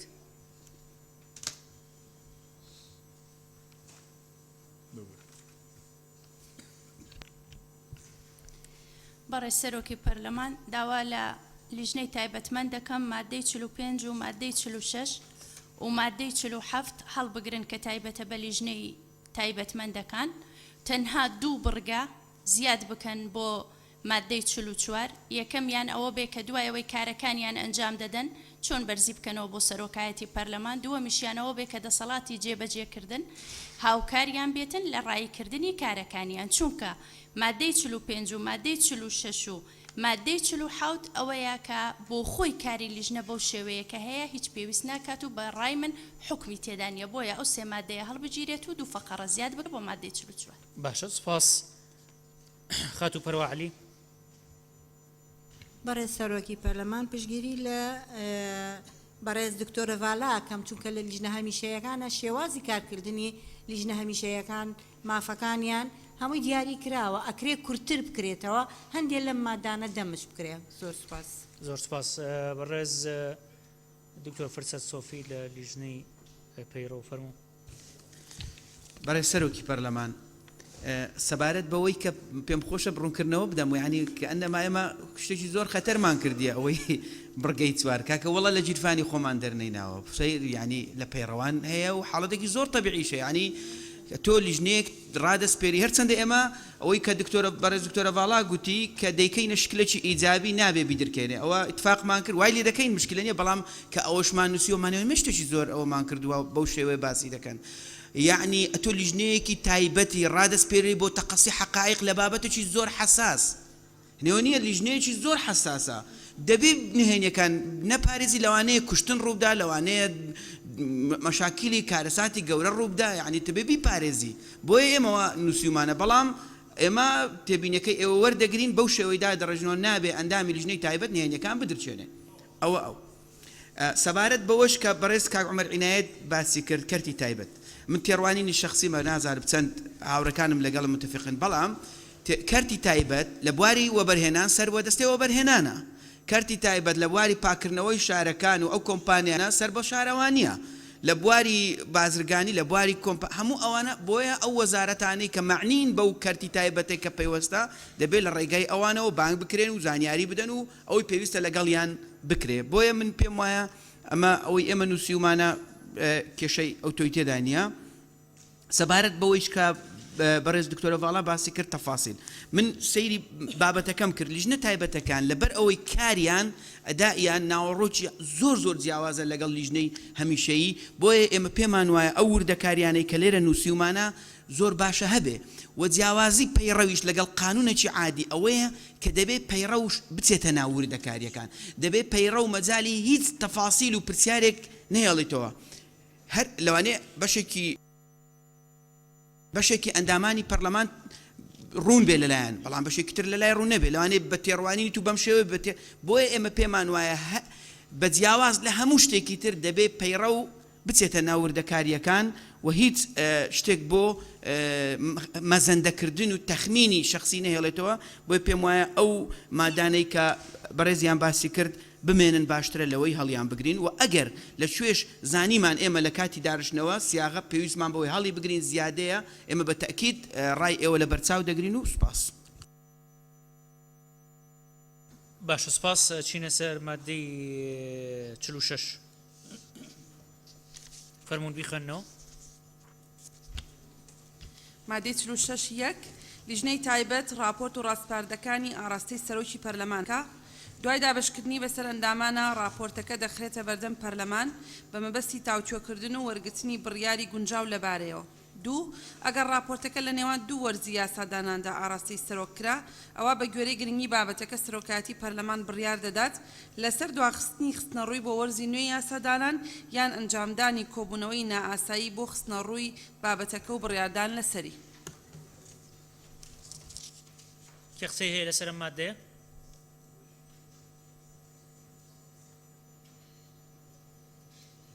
کەس نییە کەواتە چینە سەر مادەی 47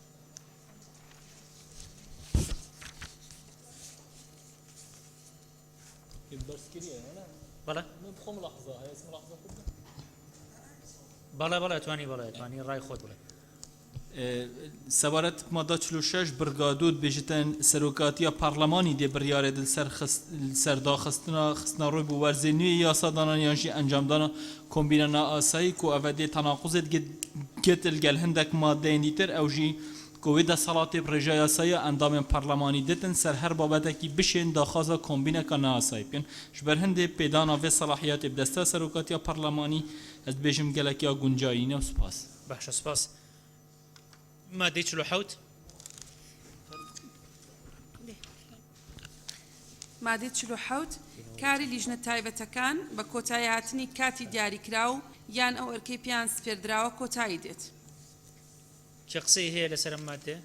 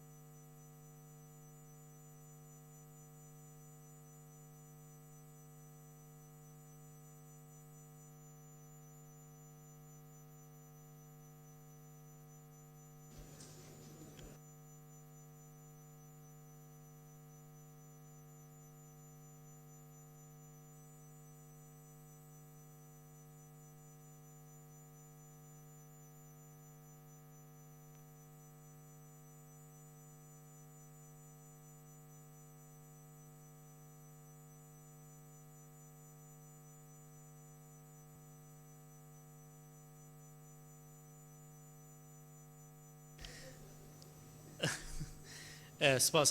بەڕێزان ئەم بەڕێزانە نووسیەوە بەڕێز ڕابوون معروف بەڵێ بەڕێسەرکی پەرلەمان من پێم وایە ئەو بەڕێزانێک کە مادەکان داڕشتۆمە بەستیانەوەی لیژنەکە هەڵدەوەشێتەوە کۆتایی ببوونی دیە بۆیە پێویستە بەوازەحی بنووسرێت سەرۆکایەتی پەرلەمان دوای کۆتایی هاتنیکاری لیژنەکە هەڵدەوەشێنێتەوە زۆر سپاس باشە سپاس بەڕێز شیلان جعفەر خاتو شیلان جعفەر بەڕێز سەرۆکی پەرلەمان بە ڕێی من مادەی 47 زیادەیە خۆ هەروایە هەر لیژنەیە کە کارەکەی تەواو دەبێت دەزانێت کاری تەواو بووە پێم وا بێ زیادەیە باشە سپاس بەڕێز کاک بێسون فایق قسەکانم کرا سەرۆکی پەرلەمان سپاس بەڕێز کاک ئەنوەر قادر بەڕێز سەرۆکی پەرلەمان قسەکانم کرا سپاس سپاس بەڕێز کاک عومەر عنایەت بەڕێز سەرۆکی پەرلەمان بەڕێی من ئاوا بنووسێ باشە لیژنە تایبەتەکان لەو کاتەی بۆیان دیاری کراوە ئەرکەکانیان جێبەجێ دەکەن و بە پێشکەشکردنی راپۆرتی کۆتایی ئەرکی لیژنەکە کۆتایی دێت باشە سپاس بەڕێز کاک نازم کەبیر بەڕێز سەرۆکی پەرلەمان پشتگیری ئەو برادرانە دەکەم کە ئەو بەڕێزانە دەکەن کە ئەوە تحصیل حاصلە کە کۆتایی هات کۆتایی خۆی کۆتایی دێت ئەمە زیادە بۆ چوونی من ئەو مادە لا بردرێت و زۆر سپاس باشە سپاس بەڕێز کاک بەهزاد دەروێش بەڕێز سەرۆکی پەرلەمانێ پێ باشە بیتە خاڵێک المادە 46 هەر وەکی ئەو سیغەی کاک عومەر عینات گوتین پێ باشەوە لەبێت زۆر سپاس باشە زۆر سپاس بەڕێز دکتۆر شێرکۆ حەما ئەمین بەڕێز سەرۆکی پەرلەمان پشتگیری لە قسەکانی کاک ڕابوونەکەم سپاس سپاس بەڕێزان لە لیژنەی پەیڕە و بەڕێز دکتۆرە بەهار مەحموود بەڕێز سەرۆکی پەرلەمان زیاتر لە 3 کەس داوای ئەوەی کردوکەوە زیادەوە دەخرێتە دەنگدان و ئەگەر مایەوە ئێمە بەڕێزانی تر داوای سیاغە تێبینیان لەسەر سیاغەکە هەبوو سیاغەیەکەینەوە باشە سپاس بەڕێز دکتۆر فرسە سۆفی بەڕێز سەرۆکی پەرلەمانەوە دوایین مادەی ئەو بەشە بوو ئەگەر دەرفەت بدەی یەک خاڵی پەیڕەوی لێمان وەرگری پێمان خۆشە بە ناوی هاوڕەکانیشم قسەیەک بکەین بۆ لەگەڵ ئەندامانی بەڕێزی پەرلەمان ئەمە دەبینین یعنی و معاناتی خەڵکیش دەبینین و هەمووشمان بە ئازارەوە سەیری دەکەین بەڵام ئێمە شەوانە لە کەناڵەکانی ڕاگەاندن دەبینین ینی ئەم پەیڕەوە واتان لێ کردووە لە قسەکردن واتان لێ کردووە بەڕاستی من هیچ حەماسێکم نەماوە و هاوڕەکانیشم کە لەسەر ئەو مێزەدا دەنیشین ئەوە باسی معاناتی خەڵکەکەن بەس بۆ پەیڕە و بێبایەق دەکەن ئەی هەر ئەوە نییە کە ئێوە بەیانی ئیشی پێ دەکەن کاری پێ دەکەن بۆچی وا پەیڕەوی خۆتان کە ئێمە هەموو برای ئێوەین کەسی ئێوەین ماندووتان کردین 1 ساڵ و نیو ئیشمان لەسەر کرد شەو نییە ئازار بەوە نەچێژین یەکەڵێ گاڵتە جاڕیە یەکەڵێ بێ ئیشیە کاکە من ماندوو بووین احترامی ئیشەکەمان بگرن بۆیە حەقی خۆتانە داکۆچی لە مافی خەڵک بکەن ئێمە لەگەڵ هەمومان بێکەوە یعنی کەسمان لەسەر کەس ئەوەتر نین بەڵام بۆ باسی پەیڕە دەکەن چونکە ئەوە ئەبێتە سیستەمی کار و نەخشە ڕێگای کارکردنی ئێوە ینی خوا تو ئیمانتان پەیڕە بەس ئەوەی تێدایە کە داخوا سەعات 10 یان 11 کۆبوونەوە دەکرێت یان ئەوەی تێدایە کە ئەگەر وەزیر نەهات ئیلزامی دەکەی ئەو جارێ وەزیر بەو پەیڕەوە بەو ڕێسایانە بگاتە ئێرانە توجدانتان پەیڕە و بەس ئەوەی تێدایە کە شتی شکلی یان هەموو ناوەڕۆک و ڕوحی کارکردنی ئەو پەرلەمانە لە تەشریع لە ڕقابە لە کاری لیژنەکان هەمومان ڕوون کردوتەوە دەستی ئێوە کراوە دەبێت کە لە داهاتوو هیچ پرسیارێک بەبێ وەڵام نەمێنێتەوە بۆیە بەڕاستی ئێمە زۆر نیگەرانین لێشمان قبول بکەن وەکو برایەکی بچووکی ئێوە بە ناوی هاوڕێکانمان تکاتان لێ دەکەین لە مەودووە لە ئیعلام بەو شێوە خۆتان زەرەرەکەن بەو شێوە پەیڕە و بێبایەخ مەکەن و زۆر سپاس زۆر سپاس بەڕێزانان دامانی پەرلەمان بە تەواوی پشتگیری لە ڕای بەڕێز دکتۆر فرسەت سۆفی سەرۆکی لیژنەی کاتی پەیڕە و ئەندامانی لیژنەی پەیڕەوەکەین بەڕاستی ئەو لێدوانانەی ئەندامانی پەرلەمان کە باس لە بێ نەبوونی گرنگی پەیڕەوەکەن لە جێی خۆینین لێمانی وەربگرن لە جێی خۆینین و ڕۆڵێکی زۆر کاریگەر و خراپی هەیە لەسەر بێبایەخکردنی ڕۆڵی پەرلەمان و دانیشتەکانی پەرلەمان بەڕێزان لێمانی وەربگرن ئەوەی ئێوە بەشێک لە ئەندامانی پەرلەمان ئەیکەن لە بێنرخکردنی کارەکانی پەرلەمان ڕەنگە میدیاکاران بەو شێوەیە کار ناکەن ڕەنگە کەسانی دەرەوەی پەرلەمان بەم شێوەیە کار ناکەن پەیڕەوی ناوخۆی پەرلەمان یەکێکە لە بابەتە هەرە گرنگەکانی کە لەم خولەی پەرلەمان هەر لە دەستپێکی کارکردنی پەرلەمان هەنگاومان بۆ ناوە پێشەوەی دانیشتەکانی پەرلەمان دەست پێ بکەین پێشەوەی دانیشتەکانی پەرلەمان دەست پێ بکەین و سەرۆکایەتی پەرلەمان هەڵبژێردرێ لیژنەیەکمان دروست کرد بۆ نووسینەوەی پەیڕەوێکی تازە بۆ پەرلەمانی کوردستان و ئەگەر ئەم پەیڕەوە تەواو بێ یەکێکە بێ لە شانازیەکانی ئەم خولەی پەرلەمان هاوشێوەی ئەوەی کە خولی یەکەمی پەرلەمان شانازی وەرەکەوێ یەکەم پەیڕەوی پەرلەمانی نووسی بەڵام دڵنیا بە نەگەرم پەیڕەوە تاو بێ شێوازی کارکردنی ناو پەرلەمان قۆناغێکی زۆر باش ئەچێتە پێشەوە کاری پەرلەمانی لە کوردستان قۆناغێکی زۆر باش ئەچێتە پێشەوە طبعاً هەنگاوی تر هەن ئیشی تریش هەن کە پێویستەکات ئیشیان لەسەر بکەین پرۆژەی دەسوور پێویستەکات کاری لەسەر بکرێ بە هەمان شێوە هەندێک یاسای گرنگی تریش پێویستەکات کاری لەسەر بکرێ بەڵام پەیڕەوی ناوخۆ تەواوکردنی لە ئەولەویەتی کاری پەرلەمانی کوردستانە بۆیە داواتان لێەکەین کە بەو شێوەیە قسە لەسەر پەیڕەوی ناوخۆ مەکەن چونکە ئەوە شێوازی کارکردنی پەرلەمانی کوردستان ڕێکەخاوە شێوازی پەیوەندی نێوان پەرلەمانی کوردستان و حکوومەت و دەسەڵاتی جێبەجێکردن و لایەنەکانی تری پەیوەندیدار بە پەرلەمانیش ڕێکەخا داواتان لێەکەین ئەگەر پێتان باش نییە پەیڕەو لە بەرنامەی کار بێ ئێوە خۆتان نەتوانن بە نقطەی نظامی هەروەکەوەی کە تەسبیت کراوە ئاڵوگۆڕ لە بەرنامەی کار بکەن و هەر بابەتی کاتانەوێ لە بەرنامەی کاری پەرلەمان دایبنێن بەڵام کە پەیڕەو لە بەرنامەی کارە پێویستەکات پشتیوانی لە پەرلەمانی کوردستان بکەن لە بڕیاری خۆتان بکەن کە پەیڕەو هاتوۆتە بەرنامەی کارەوە چەند کەسێک دەستیان بەرز کردوێتەوە ناوەکانیان بنووسین بەڕێز سکرتێری پەرلەمان بەڵام تکایە بە کورتی بەڕێز کا گۆران ئازاد بەڕێز سەرۆکی پەرلەمان من 100% پشتیوانی قسەکانی دکتۆر فەرسەد وەک لیژنەکە دەکەم و بەڕێزتان دەکەم بە تەئکید نابی ئێمە خۆمان ڕۆڵمان هەبی لە کەمکردنەوە و بایەخی دانیشتن و کارەکانی خۆمان قسەکردن لەسەر خەم خواردنی بژێوی خەڵک قسەکردن لەسەر ئاساکردنەوەی عیلاقاتی پەرلەمان و حکوومەت قسەیەکە کە دەبێ هەمومان بیکەین و بەڵام بە قسە نابێت دەبێ هەمومان هەوڵیشی بۆ بدەین بەڵام مەسلەی پەیڕە و پێم وانیە ڕێیگرت بێ لەم هەوڵانەی ئێمە لەم قسەکردانەی ئێمە و دەکرا زووتریش ئەو هەوڵە قسانە بماندابا و ئێمە خۆمان نظامێک پەسند کراوە کە ئەگەر شتێکی وا هاتە پێشێ پەیڕە و ڕێگری نیە لەم کارەدا بەڵام من یەک نمونە دەهێنمەوە ئەمڕۆ بەڕێز وەزیری مالیە ئامادە بۆ لە پەرلەمانی کوردستان و لەگەت چەند بەڕێزێکی تر ئێمە بەشێک لە پەرلەمانتاران لەگەڵ لیژنە معنیەکان بەشدار بووین من لێرە بەو بەڕێزانە دەڵێم کە لەو کۆبوونەوەی بەشدار بوون هەر هەمومان ئەو وەڵامانەی کە ئێمە دەمانەویست دەستمان کەوی و دواتر بە خەڵکی کوردستانی بڵین دەستمان نەکەوت لە کاتێکە پرسیارەکانی ئێمە کە کردمان خودی وەزیر و سکرتێری ئەنجومەنی وەزیران ئامادە بوو پرسیارەکەی من ئەوەیە ئەی ئەگەر ئێمە ئەمڕۆ دانیشتێکمان بکرد بە بەغیابی نوێنەرانی ئەنجومەنی وەزیران چۆن وەڵامەکانمان دەست دەکەوت بەشێکی زۆری پرسیارەکانی ئەمڕۆ بۆ نمونە کە دەستمان نەکەوت بەهۆی کە پێویست بۆ وەزیری سامانە سروشتەکان لێ بوو کە ئومێد دەکەم ئەویش بێ ئامادە بێت کەواتە ئێمە و حکوومەت یەک جەبهەین لە پێناو خزمەتکردنی خەڵکە زەڕوڕە هەمومان ڕۆڵمان هەبی لە ئاساییکردنەوەی پەیوەندی و عیلاقاتەکانیشا و پەیڕەوی ناوخۆ بێ ئەهمیەت نەکەین و هەر کاتێک مەوزوعێکی جددی دێتە پێشەوە بۆ خزمەتکردنی خەڵک من پێم وایە دەتوانین جەلسەکان ڕابگرین و ئەوەش دەستەی سەرۆکایەتی پەرلەمانی کوردستانیش لەوەدا هاوکارە و ڕێگر نەبووە و ئەندامانی پەرلەمانی کوردستانیش بەو شێوەیە دەنجی بۆ دەدەن باشە سپاس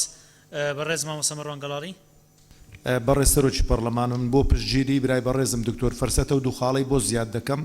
ئامادەکردنی ڕەشنووسی دەستوری بڵێ پەیڕەوی نێوخۆی پەرلەمانی کوردستان نوێنەری سەرجەم فراکسیۆنەکان بەشدار بوون بە ڕەزامەندی هەموو لایەکمان بۆ دوو خستنە بەرنامەی کاری پەیڕەوی نێوخۆی پەرلەمان دیسان لەسەر ڕەزامەندی هەموو فراکسیۆنەکان بووە هیوادارم بە نەزەری اعتیبار وەربگیرێتەوە مزایدە لەسەر یەکتر نەکەی باشە سپاس بەڕێز خاتوبار عەبدوڕەحمان بەڕێز سەرۆکی پەرلەمان پشتگیری تەواو بۆ قسەکانی دکتۆر فرسەت و بەڕێزت لە ڕووی گرنگی پەیڕەوی ناوخۆوە بەڵام ئەگەر قسەیەک هەبوو بێ ئیشکالێک هەبوو لە ڕووی تەوقیتەوە بووە قسەکە لەوە بووە کە مەسەلەن هەندێک جار ڕەخنە گیرا بێت لەم کاتەیە کە خەڵک لەسەر شەقامە و یعنی پاش و پێشکردنی بەرنامەی کار بووە وەگەرنا لەسەر ئەهەمیەت و گرنگی پەیڕەوی ناوخۆ نەبوو زۆر سپاس باشە سپاس بەڕێز مامۆستا هەورامان حەمە شەریف بەڕێز سەرۆکی پەرلەمان هەورامان گەچێنەی وەڵام منیش هەر لەسەر ئەو بابەتە کە کاک دکتۆر ئاماژەی پێکرد هیوادارین کە کەسمان ئیتیهام نەکەین بەوەی کە پەیڕەوی ناوخۆ گرنگی نییە پێم وایە هەر کەسێک لە ئەندامانی پەرلەمان کە لێدوانمان داوە باسی گرنگی پەیڕەوی ناوخۆمان کردووە بەڵام ئێمە باسمان لەوە کردووە هەر لە یەکەم ڕۆژش کە گفتوگۆ کرا لەسەر پەیڕەوە پرۆگرام ئێمە تەسبیتمان کرد کە ئەگەر بابەتێکی گرنگ هاتە پێشەوە ئێمە گفتوگۆکردن لەسەر پەیڕەوە پرۆگرامی لەسەر ئەوە سێنین ئەوە هیچ ینی لێدوانەکانمان یان قسەکانمان هیچ ئەوەی لێ ناخوێنرێتەوە کە گرنگی بە پەیڕەوە پرۆگرام نەدرێت و پەیڕەوە هیچ گرنگیەکی نییە ینی بەڕاستی یەکتر ئیتیهام نەکەین بەوە بەڵکو ئێمە تەنها ئەوەندە بووە ئێمە نوێنەری گەلی نوێنەری ئەو خەڵکەین ئەو خەڵکە برسیەتی تینوێتی بێموچەیە هاتوتە سەر شەقام خەڵک خۆی داواکە ئەڵێ لەم کاتا کە خەڵک معاناتی هەیە و قەیرانی گەورەی هەیە معقول نیە پەرلەمانی کوردستان باسی پەیڕەوکە با پەیڕەو دواخرە بۆ چەند هەفتەیەکی تر قەیچیەکە و ئەوە بوو هەر ئەو لێدوان و مداخلانەی ئێمەش بوو وای کرد کە ئەمڕۆ پەرلەمانی کوردستان خۆی دەنگیدا لەسەر ئەوەی وە جەنابتان وەکو سەرۆکایەتی ئەوەتان خستە بەرنامەی کارەوەکە گفتوگۆ بکرێت لەسەر قەیرانەکانی خەڵک سوپاس باشە سپاس طبعا دوایی یەک دوو تێبینیمان هەیە با قسەکان تەواو بێ بەڕێز کاگە بۆ کراڵەتنی بەڕێز سەرۆکی پەرلەمان بۆ پشتگیری کاک دکتۆر فرسەت و هاوڕێیانی تر لە لیژنەکە لە بنەڕەتدا ئەگەر پەرلەمانتاران قسەیان کرد ئەبێ وا قسە بکەن کە ئەم پەیڕەوە لە خزمەتی خواست و داواکاری و گرفتەکانی ئەوانە ئەسڵەن ینی کە لە ڕۆڵی پەرلەمان لە چاودێریکردنی حکوومەت و هێنانەدی داواکاریەکانی ئەوان و جێبەجێکردنی یاسا و بڕیارەکانی پەرلەمان پێویستی پێڕەوی ئاوایە کە ئێستا بناغەکەی داڕژراوە و هەمووشمانتیا بەشدار بووین سەرجەم فراکسیۆنەکان ئەسڵەن ئەگەر هەمومان کە خەمخۆری خەڵکین ئەسڵ ئەوەیە پەلە بکەین لە دەرچواندنی ئەم پێڕەوە بۆی کۆتایی بە بەشێ لەو ئیشکالانە بهێنێ کە پێڕەو دەستی گرتوین و زۆر سپاس باشە سپاس بەڕێز کاک عومەر عنایەت بەڕێز سەرۆکی پەرلەمان وێڕای پشتگیری تەواوم بۆ قسەکانی بەڕێست و دکتۆر فرسەتیش من پشتگیری ئەوەکەم ئەم پەیڕەوە لەسەری بەردەوام بین و ئەمە کلیلی چارەسەری زۆربەی ئەو کێشانەیە کە لەناو هۆڵی پەرلەمان ڕوەدا و پەیوەندی بینی نێوانی ئێمە حکوومەتە بەڕای من زۆر گرنگە لەسەری بەردەوام بەڵام من پێشنیارێکم بۆ بەڕێزت کرد پێم وایە بە تەلەفۆنیش لەگەڵ بەڕێز قسەم کرد ئەکرێت لە کاتی دانانی بەرنامەی کارە ئەم گلەیان بۆ دەستەی سەرۆکایەتیە ئەو پێشهاتانەی گرنگانەی کە لە کوردستانە ڕوئەدەن بۆ نمونە یاسای سەرۆکایەتی هەرێم کە سبەینێ حیزبەکان لەوانەیە ڕێکەوتن بکەن ینی پێم وایە ئەمڕۆیە یا سبەینێ لەوان ڕێکەوت چۆن داخلی بەرنامەی کاریەکەنەوە جارێکە ئەگەر هاتەوە لای ئێمە لەبەرەوە دەستەی سەرۆکایەتی پێویستە پێشبینی ئەوەی بکردایە کە ئەم قەیرانە هەیە و پێشبینی ئەوە بکە کە سبەینێ دەستەی کێشەی سەرۆکایەتی هەرێم دێتەوە لە بەرنامەی کارا بیخاتە بەرگەی 2 یا بەرگەی 3 بۆ ئەوەی تەنها ئاڵ و گۆڕەکە لەسەر ئێمە هەبێ و زۆر سپاسانە زۆر سپاس بەڕێز دکتۆر شوان قڕاتزەی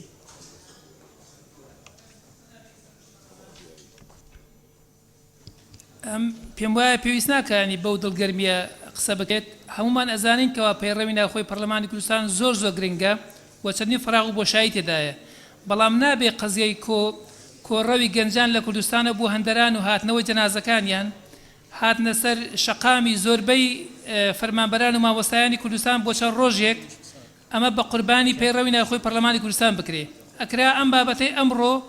هەفتەیەک لەمەوە بەر گفتوگۆی لەسەر کرابایە و ئەو وەزع ئەمڕۆ نەداهاتە پێشەوە زۆر سپاس باشە سپاس بەڕێز دکتۆر شێرکۆ حەمەد دوا کەس کە قساکە بەڕێز سەرۆکی پەرلەمان من دڵنیام هەمومان هاوڕاین لەوەی کە بتوانین هەم هەرێمی کوردستان مؤسساتی زۆر باش و زۆر تۆکمەی هەبێ و بەڕاستیش پەیڕەوی ناوخۆش ینی بەشێکە لە ئیسلاح لە هەرێمی کوردستانە و بەشێکە لەوەی کە تۆ زۆر بە باشی بتوانی ئەرکی چاودێری پەرلەمانی خۆت جێبەجێ بکەی بۆیە من پێشنیاز دەکەم دەتوانین دانیشتنەکانی پەرلەمان زیاد بکەین ینی خۆ ئێستاکە لە ڕاستیدا ئەگەر بشمانەوێ فشاری زۆر بخینە سەر دەسەڵاتی جێبەجێکردن تەنها بۆ بانکردن و بەچوونی با بڵین بانکردن بە پلەی یەکەم بۆ ناو لیژنەکانوانە بۆیە پێشنیاز دەکەم ئەگەر دانیشتەکان زیاتر بکرێ هەم دۆخی ناوخۆی ئێستای هەرێمی کوردستان و هەم شان بەشانی ئەوەش تەواوکردنی مناقەشەکانی پێڕەوی ناوخۆ سپاس باشە سپاس بەڕێزان تەنها چەند سەرنجێکی کورتمان هەیە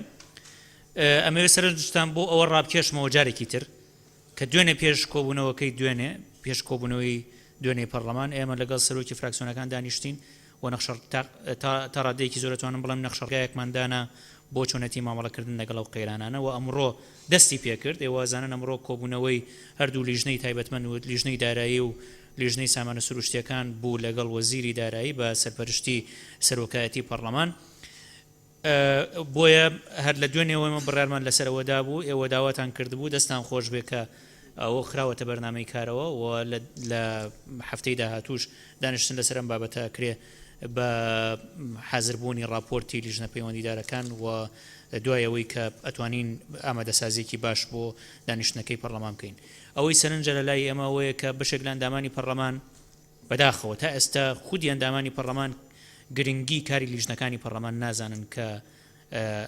ئەتوانین بڵین بڕبڕی پشتی کاری پەرلەمان لیژنەکانی پەرلەمانن بەشێک لە لیژنەکانی پەرلەمان بەداخەوە کۆبوونەوە ئەنجام نادەن کە پێویستە کات بە زووترین کات کۆبوونەوەکانی خۆیان دەست پێ بکەنەوە ئەتوانین بڵین مەطبەخی کاری پەرلەمانی لیژنەکانن چ لە پرۆسی چاودێری چ لە پرۆسی یاسادانان بۆیە داواتان لێەکەین کە کاروباری لیژنەکانی خۆتان تۆکمە بکەنەوە گرنگی پێبن و دانیشتنی لیژنەکان خۆی بۆ خۆی زۆر گرنگە لە بواری چاودێریکردن ئەمڕۆ دوو لیژنە کە پەیوەندیدارن بە بابەتی دارایی هەرێمی کوردستان بە بابەتی وزە لەگەڵ وەزیری پەیوەندیدار دانیشتون و کۆمەڵێک پرسیان تاوتوێ کردووە مناقەشە کردووە کە دوایی ئەتوانن بیهێنە ناو هۆڵی پەرلەمان بۆیە پێویستە کات ئێوە ئەوە بزانن کە کاری پەرلەمانی بەشێکی زۆری کاری تایبەتمەندە و ئەو کارە تایبەتمەندە لە ناو لیژنەکانی پەرلەمان ئاگوزارێ مەرج نییە هەموو کارەکانی پەرلەمان بێتە ناو دانیشتنەکانی پەرلەمانەوە وەکو هەندێک لەو کێشە و قەیرانانی کە ئێستا هەرێمی کوردستان بەرەوکی هەرێمی کوردستانی گرتووە بە تایبەتی کۆچی گەنجان بۆ دەرەوە لیژنەی پەیوەندیدارەوە لیژنەی تایبەتمەند بە هاوکاری سەنتەری توێژینەوە وەرکشۆپی لەم بوارەیە ئەنجام داوە کۆبوونەوەیان کردووە و بڕیارە وەرکشۆپێکی تریش ئەنجام بن سیمینار ئەنجام بن بابەتێک ئامادە بکەن بۆ بەردەم پەرلەمانی کوردستان بۆ ئەوەی پەرلەمانی کوردستان گفتوگۆی لەسەر بکە ڕامان سپاردوون کە ئیش لەم بوارەیە بکەن دووەخاڵ ئەوەیە کە ئێمە پێویستە کات پەیڕە و تەواو بکەین نەک لەبەرەوەی پەیڕە و دەستی گرتوین بەڵکو پێویستە کات پەیڕە و تەواو بکەین بۆ ئەوەی کاری پەرلەمانی بەرەو پێشەوە بەرێ بۆ ئەوەی بەشێک لەو کێشە و گرفتانی کە ئێستا هەمانە چارەسەری بکەین بۆیە تحمل بکەن لەگەڵ سەرۆکایەتی پەرلەمان دانیشتەکانمان فراوانترە بێ وەکوەوەی کە هەندێک لە بەڕێستان ئاماژەیان پێدا و دانیشتنەکەی ئەمڕۆژمان هەڵەگرین سبەینێک کاتژمێر 10 ئامادە بنەوە بۆ دانیشتن زۆر سپاس